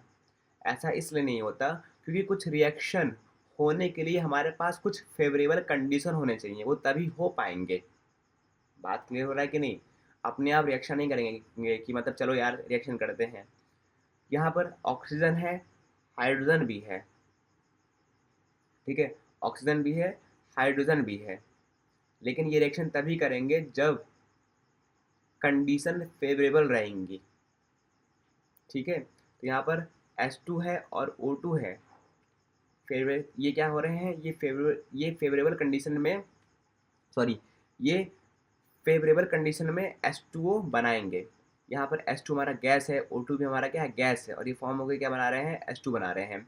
This is also an exothermic reaction. अभी हम लोग फिलहाल इस पॉइंट को भी छोड़ते हैं अभी, क्योंकि अगर मैं इस पॉइंट को समझाऊंगा तो मुझे समझाना पड़ेगा कि व्हाट इज एक्सोथर्मिक और व्हाट इज एंडोथर्मिक। इसको हम लोग लास्ट में ही डील करेंगे कि एक्सोथर्मिक रिएक्शन क्या होता है और एंडोथर्मिक रिएक्शन क्या होता है। हालांकि ये पॉइंट आप अपने नोट्स में लिख सकते हैं, क्योंकि अगर आप कॉपी पेन लेके बैठे हैं तो नोट्स लिख ही रहे होंगे। अगर नहीं लिख रहे हैं तो आप बहुत गलती कर रहे हैं, अल्टीमेटली आपको लिखना पड़ेगा। ठीक है, अगर आप अभी नहीं लिख रहे हैं तो इस वीडियो के डिस्क्रिप्शन में इसका लिंक मिल जाएगा नोट्स का, आप उसको डाउनलोड कर सकते हैं, ठीक है, या फिर टेलीग्राम पे हमारे जुड़ के, वहाँ पर बहुत सारे मैं नोट्स शेयर कर रहा हूँ, आप उसको डाउनलोड कर सकते हैं। आगे बढ़ते हैं। हमारा हमारे पास और भी एग्जांपल दिए गए हैं, जैसे कैल्शियम ऑक्साइड, मतलब जो कैल्शियम ऑक्साइड है वो क्या हो रहा है, वो वाटर के साथ मिल के क्या बना रहा है, स्लैग लाइम बना रहा है, जिसको हम लोग बोलते हैं, जिसका केमिकल फार्मूला होता है CaOH का होल ट्वाइस, और ऊर्जा भी निकल रहा है। मतलब जो चूना है, जो चूना पानी का वाला मैंने एग्जांपल दिया था ना, वो वही चीज़ है। तो यहाँ पर CaO चूना हो गया, कैल्शियम ऑक्साइड हो गया, और ये इसको मैंने पानी में मिला दिया, तो ये बन रहा है CaO, कंबाइन हो गया, जुड़ गया। ये भी किसका एग्जाम्पल है, ये भी हमारा कॉम्बिनेशन रिएक्शन का एग्जाम्पल है। ओके, कॉम्बिनेशन रिएक्शन का एग्जाम्पल है। ओके, बात क्लियर हो गया? तो यहाँ पर CaO प्लस H2 जुड़ के क्या बना रहा है, कैल्शियम हाइड्रोक्साइड बना रहा है। सॉरी, इसको हम लोग क्या बोलेंगे, इसको हम आई थिंक कैल्शियम हाइड्रोक्साइड ही बोलेंगे। हाँ, यहाँ लिखा है कैल्शियम हाइड्रोक्साइड मिलके बना रहा है। कभी कभी कन्फ्यूजन हो जाता है तो एक बार देखना पड़ता है। तो इसको हम लोग क्या बोलते हैं, इसको हम लोग बोलते हैं कैल्शियम हाइड्रोजन ऑक्साइड बोलते हैं, CaOH का होल ट्वाइस, और ये एक्वस फॉर्म में लिखा हुआ है। अच्छा, यहाँ पर मैंने एक चीज़ बताई नहीं है, तो हो सकता है मैं इस चीज़ को अभी रहने देता हूँ। इसी को पहले मैं जो हमारा कॉन्सेप्ट चल रहा है कॉम्बिनेशन रिएक्शन, पहले मैं इसको कंटिन्यू करता हूँ, तब वो चीज़ बताऊँगा, ठीक है। लेकिन यहाँ पर एक चीज़ केमिकल इक्वेशन की एक चीज़ छूट गई है, जो कि मैं अभी कुछ देर में आपको बता देता हूँ क्या छूटी है। तो जो CaO है, मतलब जो चूना है, चूना को हमने रिएक्ट कराया वाटर के साथ, और वो क्या बना रहा है, वो बना रहा है CaO प्लस CaOH का होल ट्वाइस, और हीट भी प्रोड्यूस हो रही है। हीट तो निकल रही थी कि नहीं। तो CaO क्या है, हमारा कैल्शियम ऑक्साइड है, जिसको हम लोग क्विक लाइम भी बोलते हैं। CaO को हम लोग क्या बोलते हैं, क्विक लाइम बोलते हैं, जो बहुत तेज़ी से रिएक्ट करता है पानी के साथ। दिस प्रोड्यूस कैल्शियम हाइड्रोक्साइड, और वो क्या बनता है, वो पानी के साथ मिलकर क्या बना रहा है, कैल्शियम हाइड्रोक्साइड बना रहा है। और इस कैल्शियम हाइड्रोक्साइड को हम लोग बोलते हैं स्लैग्ड लाइम भी बोलते हैं, और ये भी गर्म होता है बिकॉज ऑफ हीट प्रोड्यूस। अब हीट प्रोड्यूस हो रहा है, तो यहाँ पर पानी जो होता है वो उबल जाता है और बबल्स निकलने लगते हैं। इस रिएक्शन में ये इतना खतरनाक रिएक्शन होता है कि यहाँ पर पानी भी उबलने लगते हैं और उससे बबल्स भी निकलते हैं, ठीक है। तो ये हमारा चौथा रिएक्शन हो गया। पांचवें रिएक्शन की बात करें, अगर हम लोग बात कर रहे हैं अपने पांचवें रिएक्शन की, तो यहाँ पर स्लैग्ड लाइम, मतलब जो CaOH का होल ट्वाइस है, अगर वहाँ से हम लोग CO2 पास करा दें, क्या पास करा दें, CO2, तो वो बनाएगा हमारा कैल्शियम कार्बोनेट बनाएगा, जो कि मार्बल बनाने में इस्तेमाल होता है, जिससे मार्बल बनता है। तो यहाँ पर CaOH का होल ट्वाइस, यहाँ पर एक चीज़ ये है, एक चीज़ ये है, ये दोनों रिएक्ट हो रहे हैं, मिल रहे हैं, मतलब यहाँ पर भी क्या हो रहा है, यहाँ पर भी हमारा कॉम्बिनेशन रिएक्शन देखने को मिल रहा है। CaOH का होल ट्वाइस प्लस CO2, ये मिलके क्या कर रहे हैं, ये मिलके हमारे बना रहे हैं CaCO3 का whole thrice, sorry CaCO3 plus H2O, मतलब CaCO3 का होल थ्राइस नहीं बोलेंगे, बोलेंगे CaCO3, जिसको लोग बोलते हैं कैल्शियम कार्बोनेट पढ़ते हैं। और यहाँ पर पानी बन रहा है, यहाँ पे बन रहा है कैल्शियम कार्बोनेट बन रहा है, और क्या बन रहा है, पानी बन रहा है। अब देखिए यहाँ पर हम लोग अभी देखा ना हमने, यहाँ पर इसको क्या बोलते हैं, इसको हम लोग बोलते हैं स्लैग लाइम बोलते हैं, किसको, CaOH के होल ट्वाइस को। तो फिर वही चीज़ लिखा है यहाँ पर, CaOH whole twice is use for washing machine wall, sorry, white washing wall, मतलब ये जो पुट्टी उट्टी लगाने के लिए काम आता है, उसका इस्तेमाल करते हैं। When expose to the air, जब हम लोग इसको एयर में रखते हैं, या फिर इसको CO2 के साथ रिएक्ट कराते हैं, to form a thin shiny layer, तो ये क्या करता है, ये एक बहुत पतला शाइनी लेयर बना देता है, जिसको हम लोग बोलते हैं कैल्शियम कार्बोनेट। और यही मार्बल बनाने में काम देता है, क्या बनाने में, मार्बल बनाने में काम देता है। This make the wall smooth and shiny, और जो हम लोग जो पुट्टी लगाते हैं ना, इससे दीवार क्या हो जाती है, दीवार बहुत स्मूथ और शाइनी हो जाती है, ठीक है। और मार्बल का जो हमारे पास केमिकल फार्मूला क्या है, CaCO3 है। तो इस चीज़ को, हर एक पॉइंट को मैंने बहुत डिटेल में लिखा हुआ है, तो आप इसको बहुत अच्छे से अपने कॉपी में लिखते जाइए। आगे बढ़ते हैं, हमारा अगला आता है डीकम्पोजिशन रिएक्शंस क्या होता है, ठीक है। व्हाट इज डीकम्पोजिशन रिएक्शन, तो डीकम्पोजिशन रिएक्शन को समझते हैं। A decomposition reaction, a decomposition reaction is when one substance break down into two or more simpler substance, मतलब हमारे पास एक बड़ा सा लड्डू है, और हमने क्या किया, हमने इसको यहाँ पर कुछ ना कुछ रिएक्शन करवाया, और रिएक्शन कराने के बाद हमने इसको बहुत सारे प्रोडक्ट में क्या कर दिया, तोड़ दिया, डिकम्पोज हो गया, मतलब एक से बहुत सारे बन गए। तो हम लोग इसको बोलेंगे डीकम्पोजिशन रिएक्शन बोलेंगे। जैसे कि हमारे पास यहाँ पर ए था, ए और बी था, तो ये टूट गया, ए अलग हो गया, बी अलग हो गया। बात क्लियर हो गया। अब यहाँ पर जो हमारा डीकम्पोजिशन रिएक्शन है, there are 3 main types of decomposition reaction, हमारे पास 3 टाइप के डीकम्पोजिशन रिएक्शन देखने को हमको मिलते हैं। टाइप्स ऑफ डीकम्पोजिशन रिएक्शन में पहला हमारा जो ये जो हमारा डीकम्पोजिशन रिएक्शन है, डीकम्पोजिशन रिएक्शन, ठीक है, उसमें पहला हमारा आता है थर्मल डीकम्पोजिशन, दूसरा इलेक्ट्रोलिटिक डीकम्पोजिशन, तीसरा हमारे पास आता है फोटोलिटिक डीकम्पोजिशन रिएक्शन। ये हमको देखने को मिलता है। अब इसको डिटेल में बढ़ते हैं। सबसे पहले हमारा आता है थर्मल डीकम्पोजिशन। क्या आता है, थर्मल डीकम्पोजिशन। थर्मल का मतलब होता है हीट, हीट बेस्ड, क्या होता है, हीट बेस्ड। ऐसा डिकम्पोजिशन जहाँ पर हम लोग, हमारे पास कोई ऐसा प्रोडक्ट है, सॉरी, हमारे पास कोई ऐसा सब्सटेंस है जो टूट रहा है, और यहाँ पर हम लोग हीट क्या कर रहे हैं, हीट के कारण टूट रहा है, मतलब हम लोग यहाँ पर हीट प्रोवाइड करा रहे हैं, हीट के कारण टूट रहा है बहुत सारे प्रोडक्ट में, तो इसको हम लोग बोलते हैं थर्मल डिकम्पोजिशन। जैसा नाम वैसा काम, थर्मल मतलब हीट, डिकम्पोजिशन का मतलब टूट के बहुत सारे प्रोडक्ट में बनाना। तो हीट के कारण अगर कोई सब्सटेंस टूट रहा है, डिकम्पोज हो रहा है, उसको हम लोग बोलेंगे थर्मल डिकम्पोजिशन रिएक्शन बोलेंगे। बात क्लियर हुआ इतना? तो यहाँ पर when a substance break down due to heat, जब कोई सब्सटेंस ब्रेक डाउन हो रहा है हीट के कारण, तो उसको हम लोग बोलते हैं थर्मल डिकम्पोजिशन रिएक्शन। इस चीज़ को नोट डाउन करते जाइए क्योंकि ये चीज़ बहुत इंपॉर्टेंट है।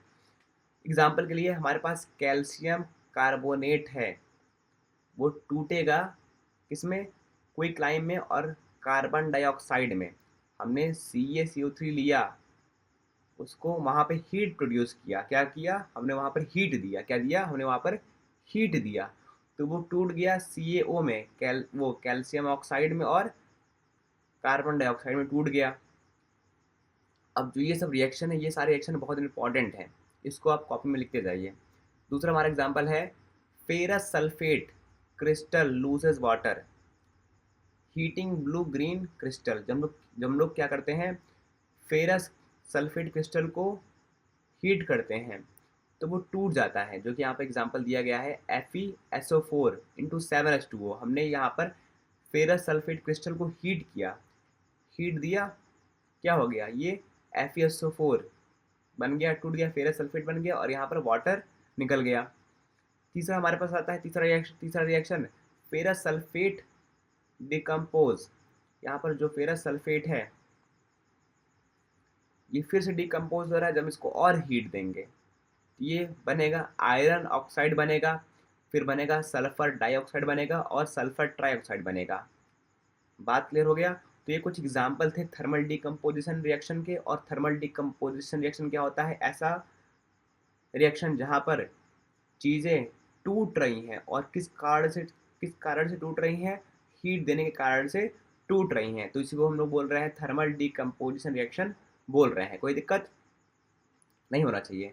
अब यहाँ पर मेन पॉइंट जो नोट करने वाली बात ये है कि यहाँ पर हीट नेसेसरी होता है, मतलब अगर थर्मल डिकम्पोजिशन रिएक्शन हो रहा है मतलब यहाँ पर हीट की आवश्यकता हमको पड़ेगी ही पड़ेगी। ओके,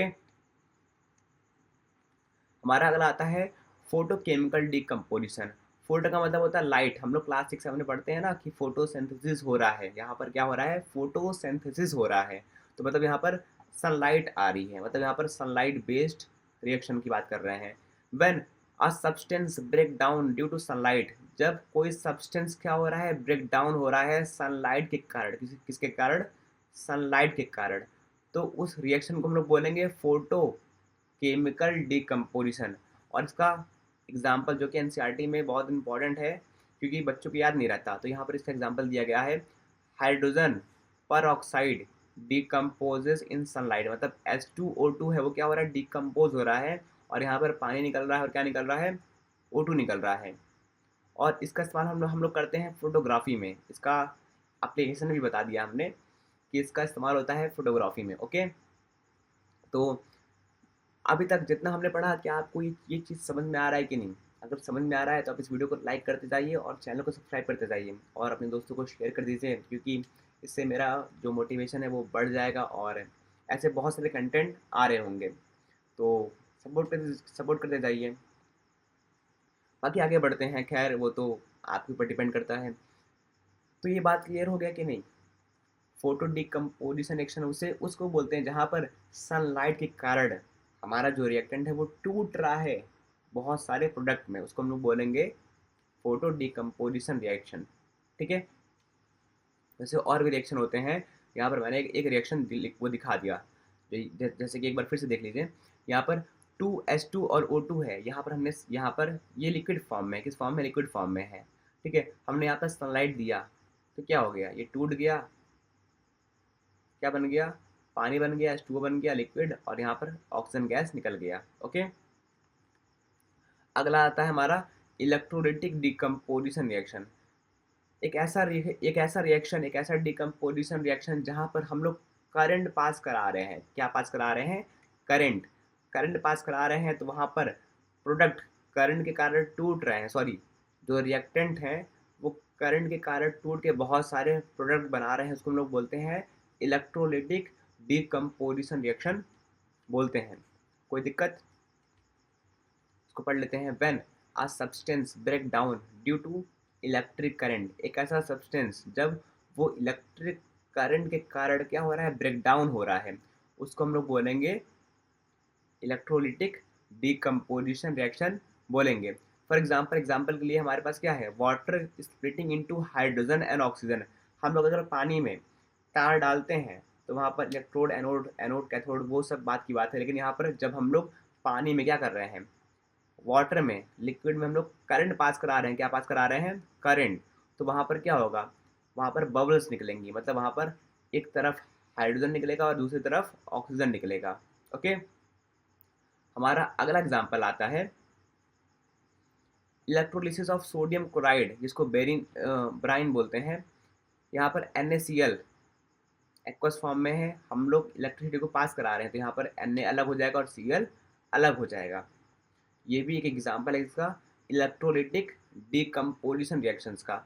अब इलेक्ट्रोलिटिक डिकम्पोजिशन रिएक्शंस इंडस्ट्री में बहुत ज़्यादा इस्तेमाल होता है। कहाँ पर? इंडस्ट्री में। इसलिए यहाँ पर मेंशन भी किया गया है, electrolytic decomposition reaction is used in industries. कहाँ पर इस्तेमाल करते हैं हम लोग इसको? हम लोग इंडस्ट्रीज़ में भी इस्तेमाल करते हैं। आगे बढ़ते हैं। तो देखिए हम लोग क्या क्या पढ़ चुके हैं। हम लोग अभी तक पढ़ चुके हैं कॉम्बिनेशन रिएक्शन, और यहाँ पर डिकम्पोजिशन, ये फिर से मिस्टेक हो गया है, इसको इग्नोर करते हैं, अभी इसको ज्वाइन कर देते हैं। ओके, नोट्स में ये चीज़ सही हो जाएगी। तो यहाँ पर हमारा जो जो हमारा केमिकल रिएक्शन है उसको हमने क्लासीफाई किया था उसमें कॉम्बिनेशन में, डिकम्पोजिशन में। अब बारी आती है डिस्प्लेसमेंट की, डबल डिस्प्लेसमेंट की। ठीक है, तो पढ़ते हैं डिस्प्लेसमेंट रिएक्शन। डिस्प्लेसमेंट रिएक्शन क्या होता है? यहाँ पर इसको पहले इसका डेफिनेशन पढ़ लेते हैं। A more reactive element replace a less reactive one from a compound. जैसे मान लीजिए हमारे पास ये है, ये एग्जांपल दिया गया है FeCuSO4। अब Fe में और Cu में रिएक्टिव कौन है? रिएक्टिव हमारा Fe है। Fe बहुत ज़्यादा रिएक्टिव है। अब यहाँ पर CuSO4 में अगर हम लोग Fe मिला रहे हैं तो ये क्या हो जाएगा? Cu को हटा देगा, कहेगा भागो तुम। ठीक है कि मतलब ये बहुत ताकतवर है, इसको निकाल के बाहर फेंक देगा और क्या हो जाएगा? खुद SO4 के साथ जुड़ जाएगा और Cu अलग हो गया, Cu अलग हो गया। तो ऐसे रिएक्शन को हम लोग बोलते हैं डिस्प्लेसमेंट रिएक्शन। क्या बोलते हैं? Displacement reaction. Iron react with copper sulphate to form iron sulphate plus copper, जो कि यहाँ पर रिएक्शन, ये रिएक्शन भी बहुत इंपॉर्टेंट है। अगला एग्जाम्पल हमारे पास है कॉपर जो है वो रिएक्ट कर रहा है सिल्वर नाइट्रेट से, और यहाँ पर बन रहा है कॉपर नाइट्रेट प्लस सिल्वर। मतलब यहाँ पर जो कॉपर था, कॉपर Cu और Ag में, मतलब कॉपर में और सिल्वर में रिएक्टिव कौन है? रिएक्टिव हमारा कॉपर है। चांदी लोग इसलिए खरीदते हैं ना, क्योंकि वो लेस रिएक्टिव रहता है। तो सिंपल सी बात है, हमारा जो चांदी है वो उतना रिएक्टिव नहीं है, कॉपर रिएक्टिव है। तो यहाँ पर कॉपर क्या करेगा? कॉपर आएगा और NO3 को समझाएगा और Ag को बाहर निकलवा देगा, और Cu के साथ, सॉरी, Cu और NO3 आपस में जुड़ के चांदी को बाहर निकाल देंगे। लेकिन उसे पता है ना चांदी को कि हाँ मेरी क्या कीमत है। समझ में आ रहा है कि नहीं? तो वो तो अकेला जिस सर्वाइव कर जाएगा। ठीक है ये बात, लेकिन रियल लाइफ में भी बहुत अच्छे से लागू हो जाती हैं। आयरन प्लस स्टीम, यहाँ पर जो हमारा आयरन है, लोहा, और H2O, तो यहाँ पर क्या हो रहा है? यहाँ पर H2 गैस को बाहर निकाल दे रहे हैं हम लोग, और ये क्या हो रहा है? ये ऑक्सीजन के साथ रिएक्ट करके Fe3O4 बना ले रहा है, जिसको हम लोग बोलते हैं आयरन ऑक्साइड। अब यहाँ पर कुछ हमारे पास जो हमारे एनसीईआरटी है, एनसीईआरटी में कुछ रिएक्टिविटी सीरीज दिए गए हैं, अ chart that help predict which metal will replace other. यहाँ पर एक चार्ट मैंने यहाँ पेस्ट करना, शायद मैंने पेस्ट नहीं किया है, आई थिंक आगे भी हो सकता है, नहीं तो वो एनसीईआरटी के बुक में मिल जाएगा। रिएक्टिविटी स्पीसीज मतलब कौन से जो मेटल है वो सबसे ज़्यादा रिएक्टिव स्पीसीज है, मतलब वो बहुत ज़्यादा रिएक्ट करते हैं, और कौन से बहुत कम रिएक्ट करते हैं। उसका टेबल है एनसीईआरटी के बुक में, आपको देखने को मिल जाएगा। अब हमारा आता है double displacement reaction. Displacement clear हो गया कि नहीं? एक बहुत ताकतवर आदमी आ रहा है, जो कमज़ोर वाला उसको हटा के उसके साथ जुड़ जा रहा है, तो उसको हम लोग बोलते हैं डिस्प्लेसमेंट रिएक्शन। ओके, हमारा आता है डबल डिस्प्लेसमेंट रिएक्शन। एक ऐसा रिएक्शन जहाँ पर आयंस एक्सचेंज होते हैं। क्या होते हैं? आयंस एक्सचेंज होते हैं। जो अक्षय कुमार वाली वो होती है ना, एक्सचेंज हो गए आयंस, क्या हो गए? आयंस एक्सचेंज हो गए, वही वाली, ठीक है। तो यहाँ पर हम लोग यही समझ रहे हैं डबल डिस्प्लेसमेंट रिएक्शन क्या होता है। Two compound exchange ion to form new compound. एक ऐसा रिएक्शन जहाँ पर आयंस आपस में क्या हो रहे हैं, आयंस आपस में अपने आयंस आपस में क्या हो जा रहे हैं, एक्सचेंज हो जा रहे हैं। मतलब दो कंपाउंड हैं और उनके आयंस क्या हो जा रहे हैं, आपस में एक्सचेंज हो जा रहे हैं और एक नया कंपाउंड फॉर्म कर रहे हैं। उसको हम लोग बोलते हैं डबल डिस्प्लेसमेंट रिएक्शन। अब ये चीज़ क्लियर नहीं हुआ है, अब इसको हम लोग समझते हैं कि एक एग्जाम्पल के थ्रू। जैसे यहाँ पर हमको दिया गया है एग्जाम्पल नंबर 1, सोडियम सल्फेट। क्या दिया गया है? हमको दिया गया है सोडियम सल्फेट और बेरियम क्लोराइड दिया गया है। मतलब सोडियम सल्फेट और बेरियम क्लोराइड दिया गया है, ठीक है। हमारे पास Na2SO4 है और BaCl2 है। Na2SO4 और BaCl2 है। अब जो बी जो बी ए है, बी ए चला जा रहा है SO4 के पास, ठीक है। और यहाँ पे जो Na है, Na आ जा रहा है Cl2 के पास। मतलब आयंस क्या हो गए, आयंस आपस में एक्सचेंज हो गए। तो इसी रिएक्शन को, अच्छा अब एक्सचेंज होकर क्या बनाएगा, BaSO4 बना लेगा और ये 2NaCl बना लेगा, और ये बैलेंस भी है। तो यहाँ पर इस रिएक्शन को हम लोग बोलते हैं डबल डिस्प्लेसमेंट रिएक्शन। मतलब यहाँ पर दो चीज़ डिस्प्लेस हो रही है, मतलब यहाँ पर आयंस एक्सचेंज हो गए, इसलिए हम लोग इसको क्या बोल रहे हैं, इसीलिए हम लोग इसको बोल रहे हैं डबल डिस्प्लेसमेंट रिएक्शन। दूसरा हमारे पास आता है सिल्वर नाइट्रेट। क्या आता है? Silver nitrate sodium chloride. क्या हो रहा है, सिल्वर नाइट्रेट रिएक्ट कर रहा है सोडियम क्लोराइड के साथ, और यहाँ बना रहा है silver chloride plus sodium nitrate बना रहा है। मतलब यहाँ पर AgNO3 है और NaCl है, तो जो AgCl बना लेगा, ये जो हमारा Ag है, Ag रिएक्ट करेगा किसके साथ, Cl के साथ आगे जुड़ जाएगा, और यहाँ पे NaNO3 मतलब सोडियम नाइट्रेट बन जाएगा। तो यहाँ पर AgCl बन गया और यहाँ पर NaNO3 बन गया। मतलब यहाँ पर भी आयंस एक्सचेंज हो गए हैं, यहाँ पर भी क्या हो गया, यहाँ पर भी हमारा डबल डिस्प्लेसमेंट रिएक्शन हो गया। Lead nitrate plus sodium iodine, ठीक है। यहाँ पर lead nitrate plus sodium iodine है, जो रिएक्ट करने के बाद क्या बना रहा है, लीड आयोडीन, वो आयोडीन बना रहा है प्लस सोडियम नाइट्रेट बना रहा है। ये भी रिएक्शन क्या है, ये भी रिएक्शन हमारा डबल डिस्प्लेसमेंट रिएक्शन का एग्जाम्पल है, ठीक है। और ख़ास बात यहाँ पर इस स्लाइड में नोट करने वाली बात यह है कि यहाँ पर आप प्रेसिपिटेट इनसॉल्युबल सॉलिड, मतलब प्रेसिपिटेट किसे बोलते हैं, एक ऐसा इनसॉल्युबल सॉलिड जो कि मिक्स नहीं होता है, वो ज़्यादातर इसी डबल डिस्प्लेसमेंट रिएक्शन में फॉर्म हो रहा होता है, ठीक है। तो ये इम्पोर्टेंट पॉइंट है जो कि हमको याद करना है। हम लोग ऐसे बनाते हैं थोड़ा प्रोफेशनल तरीके से, ठीक है।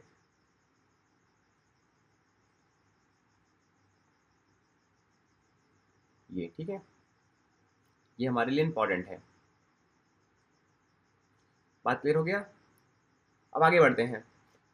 अब आता है एक्सोथर्मिक एंड एंडोथर्मिक, ठीक है। एक्सोथर्मिक क्या होता है, एंडोथर्मिक क्या होता है? सिंपल सी बात है। ये जो एक्सोथर्मिक होता है, जैसे हम लोग पढ़ते हैं ना कि एक्सटर्नल इंटरनल, हमारे पास जो फ़ोन होता है, फ़ोन, ठीक है, फ़ोन। अब फ़ोन में बोलते हैं ना कि हाँ यहाँ पर इसका इंटरनल मेमोरी कितना है, मतलब इसका रोम कितना है। अब इंटरनल मेमोरी क्या हम लोग निकाल पाएंगे? नहीं निकाल पाएंगे। वहीं जो हमारा एक्सटर्नल एसडी कार्ड है वो एक्सटर्नल बोलते हैं। ठीक है, तो वैसे यहाँ पर इंडो और एक्सो, इंडो का मतलब होता है अंदर और बाहर का, और एक्सो का मतलब होता है बाहर। तो ऐसा रिएक्शन हमारे सबसे पहले आता है, इन दोनों में सबसे पहले हम लोग बात करते हैं एक्सोथर्मिक रिएक्शन की किसकी? एक्सोथर्मिक रिएक्शन की। एक ऐसा रिएक्शन जहाँ से ऊर्जा उत्पन्न हो रही है, हीट निकल रहा है। क्या निकल रहा है? हीट निकल रहा है। अभी शुरुआत में, लेक्चर के शुरुआत में हमने आपको ये बताया था ना कि हम लोग जब नाव से कहीं जा रहे होते हैं और हमारे आसपास बहुत बड़ी बड़ी मछलियाँ आ जाती हैं, तो हम लोग चूने को डाल देते हैं पानी में, बोरे में भर के रखे रहते हैं उसमें, शिप में। और जब भी हमारे आसपास बहुत बड़ी बड़ी मछलियाँ आती हैं, हम लोग बोरे का जो चूना रहता है उसको डाल देते हैं पानी में, समुद्र में। और समुद्र में जैसे ही चूना पड़ता है, वो क्या होता है? वो उबलने लगता है। मतलब वहाँ से हीट, वो गर्म हो जाता है, वहाँ से हीट उत्पन्न होती है। अब यहाँ पर क्या हुआ? चूना पानी के साथ मिक्स हुआ और वो क्या हो गया? उबलने लगा, वहाँ से हीट एनर्जी निकलने लगी। तो एक ऐसा रिएक्शन जहाँ से हीट एनर्जी निकलती है, जहाँ से हीट एनर्जी निकलती है, उसको हम लोग बोलते हैं एक्सोथर्मिक रिएक्शन बोलते हैं। तो यहाँ पर साफ साफ लिखा है, heat and energy are released during the reaction. ऐसा कोई भी रिएक्शन जहाँ पर एनर्जी निकल रही है, उसको हम लोग बोल देंगे एक्सोथर्मिक रिएक्शन। एग्जाम्पल के लिए हमारे पास बर्निंग ऑफ मीथेन, मीथेन मतलब यहाँ पर मीथेन जो है वो बर्न हो रहा है। CH4 को क्या बोलते हैं? मीथेन बोलते हैं। CH4 को क्या बोलते हैं? मीथेन। तो यहाँ पर CH4 क्या हो रहा है? ऑक्सीजन के साथ क्या हो रहा है? जल रहा है, और यहाँ पर बना रहा है CO2 प्लस H2O। और यहाँ पर हीट और लाइट भी क्या होती है? निकलती है। मतलब ऊर्जा और प्रकाश भी हमको देखने को मिल जाता है। अगला हमारा आता है रेस्पिरेशन रिएक्शन। ठीक है, सॉरी रेस्पिरेशन में, I am so sorry, respiration एक एग्जांपल है। यहाँ पर भी ग्लूकोज टूटता है और ऑक्सीजन, ग्लूकोज और ऑक्सीजन जुड़ते हैं और हमको एनर्जी मिलती है। ठीक है, हम लोग खाना खाएं और सांस भी ले रहे हैं, खाना खाया हमने और सांस भी ले रहे हैं, ऑक्सीजन भी ले रहे हैं, तो यहाँ पर ग्लूकोज क्या हो रहा है? वो ब्रेक डाउन होकर क्या क्या कर रहा है? CO2 बना रहा है। ठीक है, पानी बना रहा है और हमको एनर्जी भी दे रहा है। हमारी बॉडी में एनर्जी मिलती है तभी हम लोग काम कर रहे हैं कि नहीं? तो ये भी एक तरीके का एक्सोथर्मिक रिएक्शन है। Our body burn glucose with oxygen to release energy. हमारी बॉडी में एनर्जी कहाँ से आता है? वो जो ग्लूकोज हमारे बॉडी में है वो ऑक्सीजन के साथ क्या हो रहा है? रिएक्ट कर रहा है और हमको वहाँ से एनर्जी मिल रही है। तीसरा हमारे पास आता है decomposition of vegetable into compost. ठीक है, मतलब जब हम लोग उसको, जब जो वेजिटेबल सड़ जाते हैं, गल जाते हैं, तो वहाँ से भी क्या होती है? हीट प्रोड्यूस होती है, क्योंकि वहाँ के माइक्रो ऑर्गेनिज्म क्या करते हैं? उसको ब्रेक डाउन करते हैं उस मैटर को, और वहाँ से ऊर्जा भी, वहाँ से भी क्या होती है? ऊर्जा निकलती है। तो एक्सोथर्मिक रिएक्शन क्लियर हो गया होगा, एक ऐसा रिएक्शन जहाँ से ऊर्जा, हीट एनर्जी निकल रही है, एनर्जी निकल रही है, उसको हम लोग क्या बोलेंगे? उसको हम लोग एक्सोथर्मिक रिएक्शन बोलेंगे। अब इसका जस्ट उल्टा आता है हमारा एंडोथर्मिक रिएक्शन। यहाँ पर एनर्जी निकल नहीं रही होती है, यहाँ पर हमको एनर्जी देना पड़ता है, ये एनर्जी सोखती है, ये एनर्जी सोखती है। इसको हम लोग क्या बोलेंगे? इसको हम बोलेंगे एंडोथर्मिक रिएक्शन। तो एंडोथर्मिक रिएक्शन क्या होता है? Energy is absorb to complete the reaction. यहाँ पर रिएक्शन कंप्लीट होने के लिए इसको ऊर्जा की आवश्यकता होती है, मतलब यहाँ पर हीट की आवश्यकता होती है। तो ऐसे रिएक्शन को हम लोग बोलते हैं, एक ऐसा रिएक्शन या फिर ऐसे रिएक्शन जहाँ पर हीट की आवश्यकता पड़ती है, उसको हम लोग बोलते हैं एंडोथर्मिक रिएक्शन। फॉर एग्जाम्पल के लिए हमारे पास है बेरियम हाइड्रोक्साइड। जो हमारा बेरियम हाइड्रोक्साइड है वो रिएक्ट कर रहा है अमोनियम क्लोराइड के साथ, जो कि बहुत ठंडा रिएक्शन होता है। यहाँ पर आवश्यकता पड़ती है हीट की। यहाँ पर BaOH रिएक्ट कर रहा है किसके साथ? NH4Cl के साथ, और यहाँ पे बन रहा है BaCl बन रहा है, और यहाँ पर बन रहा है 2NH3 बन रहा है, और यहाँ पर पानी भी बन रहा है। तो इस रिएक्शन में हीट की आवश्यकता पड़ती है, यहाँ पर हीट चाहिए होती है। दूसरा हमारे पास एग्जांपल है decomposition of silver bromide. Silver bromide में भी यहाँ पर हमको हीट की आवश्यकता पड़ती है, तो यहाँ पर हीट हमको देना पड़ता है, मतलब सनलाइट का दे रहे हैं या फिर कोई हम लोग गर्म कर दे रहे हैं, तो यहाँ पर AgBr क्या हो रहा है? वो टूट के क्या कर रहा है? Ag और Br बना रहा है कि नहीं? तो यहाँ पर ये भी क्या, ये भी हमारा एक तरीके का एंडोथर्मिक रिएक्शन है। बात क्लियर हो गया? अब प्रिसिपिटेट रिएक्शन क्या होता है? हमारा अगला टॉपिक है precipitate reaction. A reaction in which insoluble substance और प्रिसिपिटेट फॉर्म। देखिए, हमारे पास बहुत सारे रिएक्शन थे, ठीक है, लेकिन एक ऐसा मतलब ऐसे रिएक्शंस जहाँ पर कुछ ना कुछ वाइट या फिर कुछ ना कुछ इनसॉल्युबल, कलर छोड़िए, ठीक है, हमारे पास एक ऐसा रिएक्शन जहाँ पर कुछ ना कुछ इनसॉल्युबल सब्सटेंस क्या हो जा रहे हैं, फॉर्म हो जा रहे हैं, इनसॉल्युबल सब्सटेंस फॉर्म हो जा रहे हैं, उसको हम लोग बोलेंगे प्रिसिपिटेट रिएक्शन बोलेंगे। मतलब कुछ ना कुछ बच जा रहा है। हमारा एग्जाम्पल है सोडियम क्लोराइड NaCl रिएक्ट हो रहा है सिल्वर नाइट्रेट के साथ, और यहाँ पर क्या बन रहा है? ये बन रहा है हमारा सिल्वर क्लोराइड बन रहा है, जो कि एक वाइट प्रिसिपिटेट होता है। मतलब यहाँ पर वाइट एक इनसॉल्युबल सब्सटेंस बच जाता है। हम लोग रिएक्शन करवाएंगे तो वहाँ पर देखेंगे कि जैसे हम मान लीजिए हम लोग करवा रहे हैं रिएक्शन, रिएक्शन करवाते समय हम लोग देखेंगे कि हाँ, कुछ ना कुछ मिला रहे थे, सारा पानी निकल गया, लेकिन यहाँ पर कुछ ना कुछ सॉलिड टाइप का यहाँ पर वाइट प्रिसिपिटेट देखने को मिल रहा है, जो कि यहाँ पर बच गया है। ओके, तो यहाँ पर AgCl, यहाँ पर देखिए NaCl रिएक्ट किया AgNO3 के साथ, और ये क्या किया, आपस में आयंस एक्सचेंज हो गए, ये बन गया हमारा NaNO3 बन गया, और ये बन गया AgCl। तो AgCl हमारा क्या है? AgCl हमारा वाइट प्रेसिपिटेट है, जो कि इनसॉल्युबल है। तो बात क्लियर हो गया, जहाँ पर इनसॉल्युबल सब्सटेंस बच जाता है उसको हम लोग बोलते हैं प्रेसिपिटेट रिएक्शन बोलते हैं। ओके, तो एक तरीके से हम लोग जो पढ़े हैं उसका समरी, उसको समराइज कर लेते हैं। कॉम्बिनेशन रिएक्शन में हमने देखा था कि दो सब्सटेंस क्या हो रहे हैं, जुड़ के एक सिंगल प्रोडक्ट बना रहे हैं, ठीक है। फिर हमने देखा था डीकम्पोजिशन रिएक्शंस में कि वहाँ पर एक सब्सटेंस या फिर एक रिएक्टेंट टूट रहा है बहुत सारे रिएक्टेंट में, और उसके 3 टाइप थे। ये समझ में आ गया था। अब यहाँ पर हम लोग पढ़ रहे थे डिस्प्लेसमेंट को भी हमने पढ़ा। तो डिस्प्लेसमेंट में हमने देखा कि वन एलिमेंट क्या कर रहा है, रिप्लेस कर रहा है, दूसरे वाले एलिमेंट को रिप्लेस कर दे रहा है। डबल डिस्प्लेसमेंट में हमने देखा कि यहाँ पर दो कंपाउंड क्या कर रहे हैं, आपस में अपने आयंस को क्या वो एक्सचेंज कर दे रहे हैं, ठीक है, आपस में अपने आयंस को एक्सचेंज कर दे रहे हैं। एक्सोथर्मिक, जहाँ पर give out heat and energy, मतलब यहाँ पर एनर्जी निकल रही है, इसको हम लोग बोलेंगे एक्सोथर्मिक। और एंडोथर्मिक में क्या होता है, जहाँ पर हमको हीट देना पड़ता है, मतलब यहाँ पर हीट एब्जॉर्ब होता है। और हमारा आता है प्रेसिपिटेशन रिएक्शन, एक ऐसा रिएक्शन जहाँ पर क्या हो रहा है, जहाँ पर इनसॉल्युबल सॉलिड फॉर्म हो रहा है। ओके, बात क्लियर हो गया कि नहीं? तो हमारा ये एक तरीके से समरी था रिएक्शन का, ठीक है। अब आगे बढ़ते हैं। हमारे पास आता है न्यूट्रलाइजेशन रिएक्शन भी होता है, when acid react with base. इसको भी जान लीजिए, ये हो सकता है एनसीईआरटी की बुक में नहीं है, लेकिन ये कुछ एक्स्ट्रा चीज़ें हैं जो कि आपको जानना चाहिए। तो यहाँ पर न्यूट्रलाइजेशन रिएक्शन किसे बोलते हैं? देखिए, व्हेन एसिड, जब एसिड क्या कर रहा है, रिएक्ट हो रहा है बेस के साथ। ये क्लास 8 में पढ़ाया गया है, क्लास 8 में बताया गया है ये रिएक्शन को। इसीलिए मैं चाहता हूँ कि आपको ये चीज़ एक बार फिर से आपको पता लग जाए।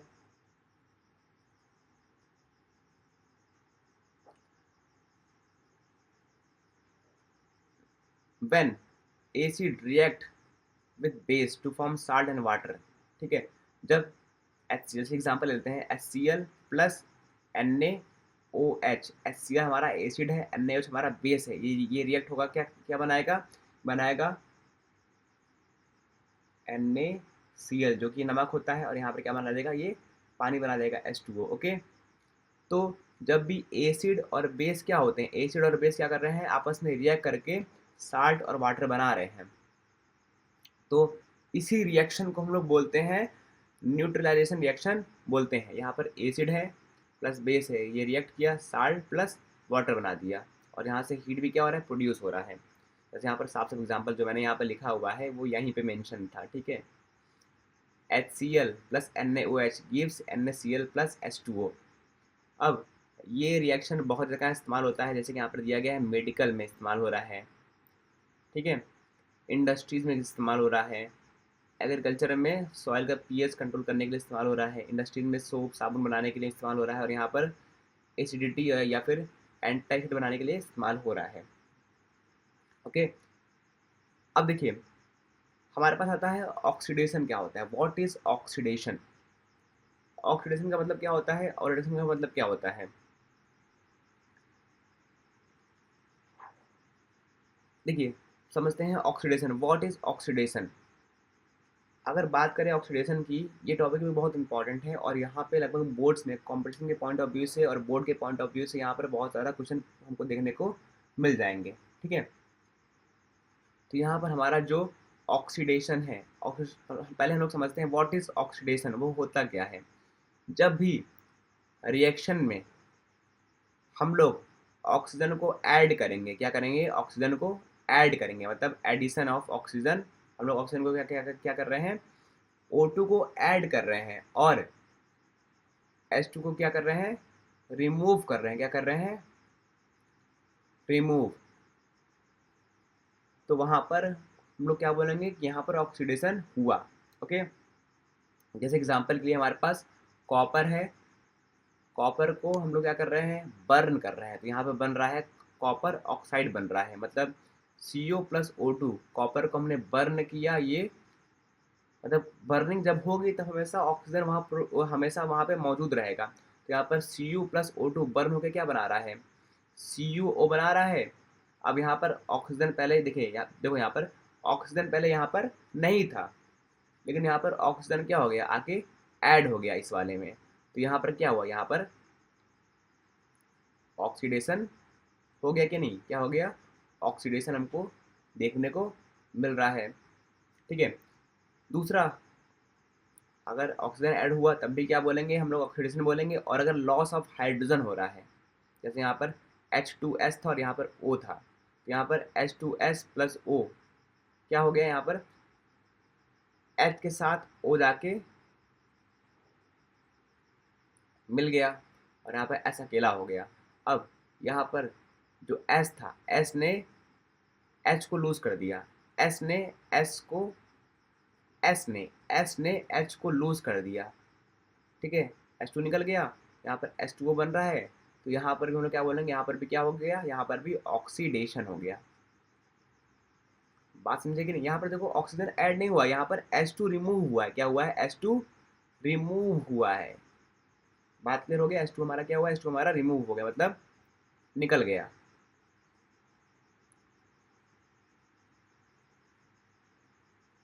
ओके, निकल गया। तो हम लोग इसीलिए क्या बोलेंगे, इसको बोलेंगे कि यहाँ पर भी क्या हो गया, यहाँ पर भी हमारा ऑक्सीडेशन हो गया है। ओके, इतना बात आई थिंक आपको क्लियर हो चुका होगा।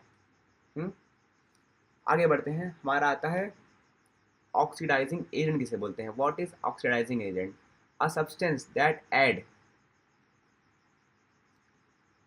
पहले मैं आई थिंक मैं बता देता हूँ आपको, चलिए मैं यहाँ पे बता देता हूँ आपको, रिडक्शन पहले बता देता हूँ। व्हाट इज रिडक्शन, रिडक्शन क्या होता है, रिडक्शन,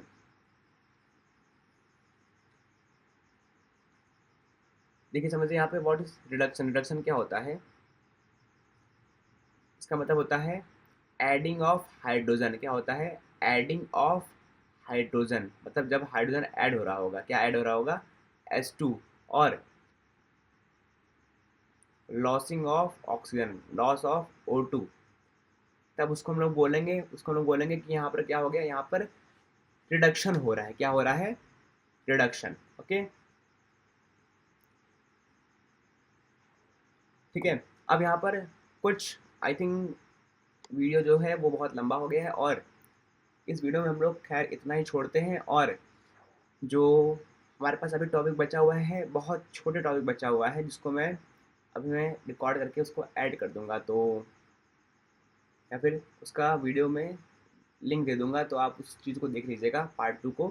फिलहाल हमारा बचा हुआ है, कोरोजन बचा हुआ है, एनएचडीडी बचा हुआ है, बस ये दो टॉपिक बचा हुआ है। और बचा हुआ है हमारा ऑक्सीडाइजिंग एजेंट क्या होते हैं, और इसके साथ मैं पढ़ाऊंगा आपको रिड्यूसिंग एजेंट क्या होते हैं, और साथ साथ में उस पार्ट में मैं बहुत सारे क्वेश्चन भी आपको सॉल्व करवा दूंगा।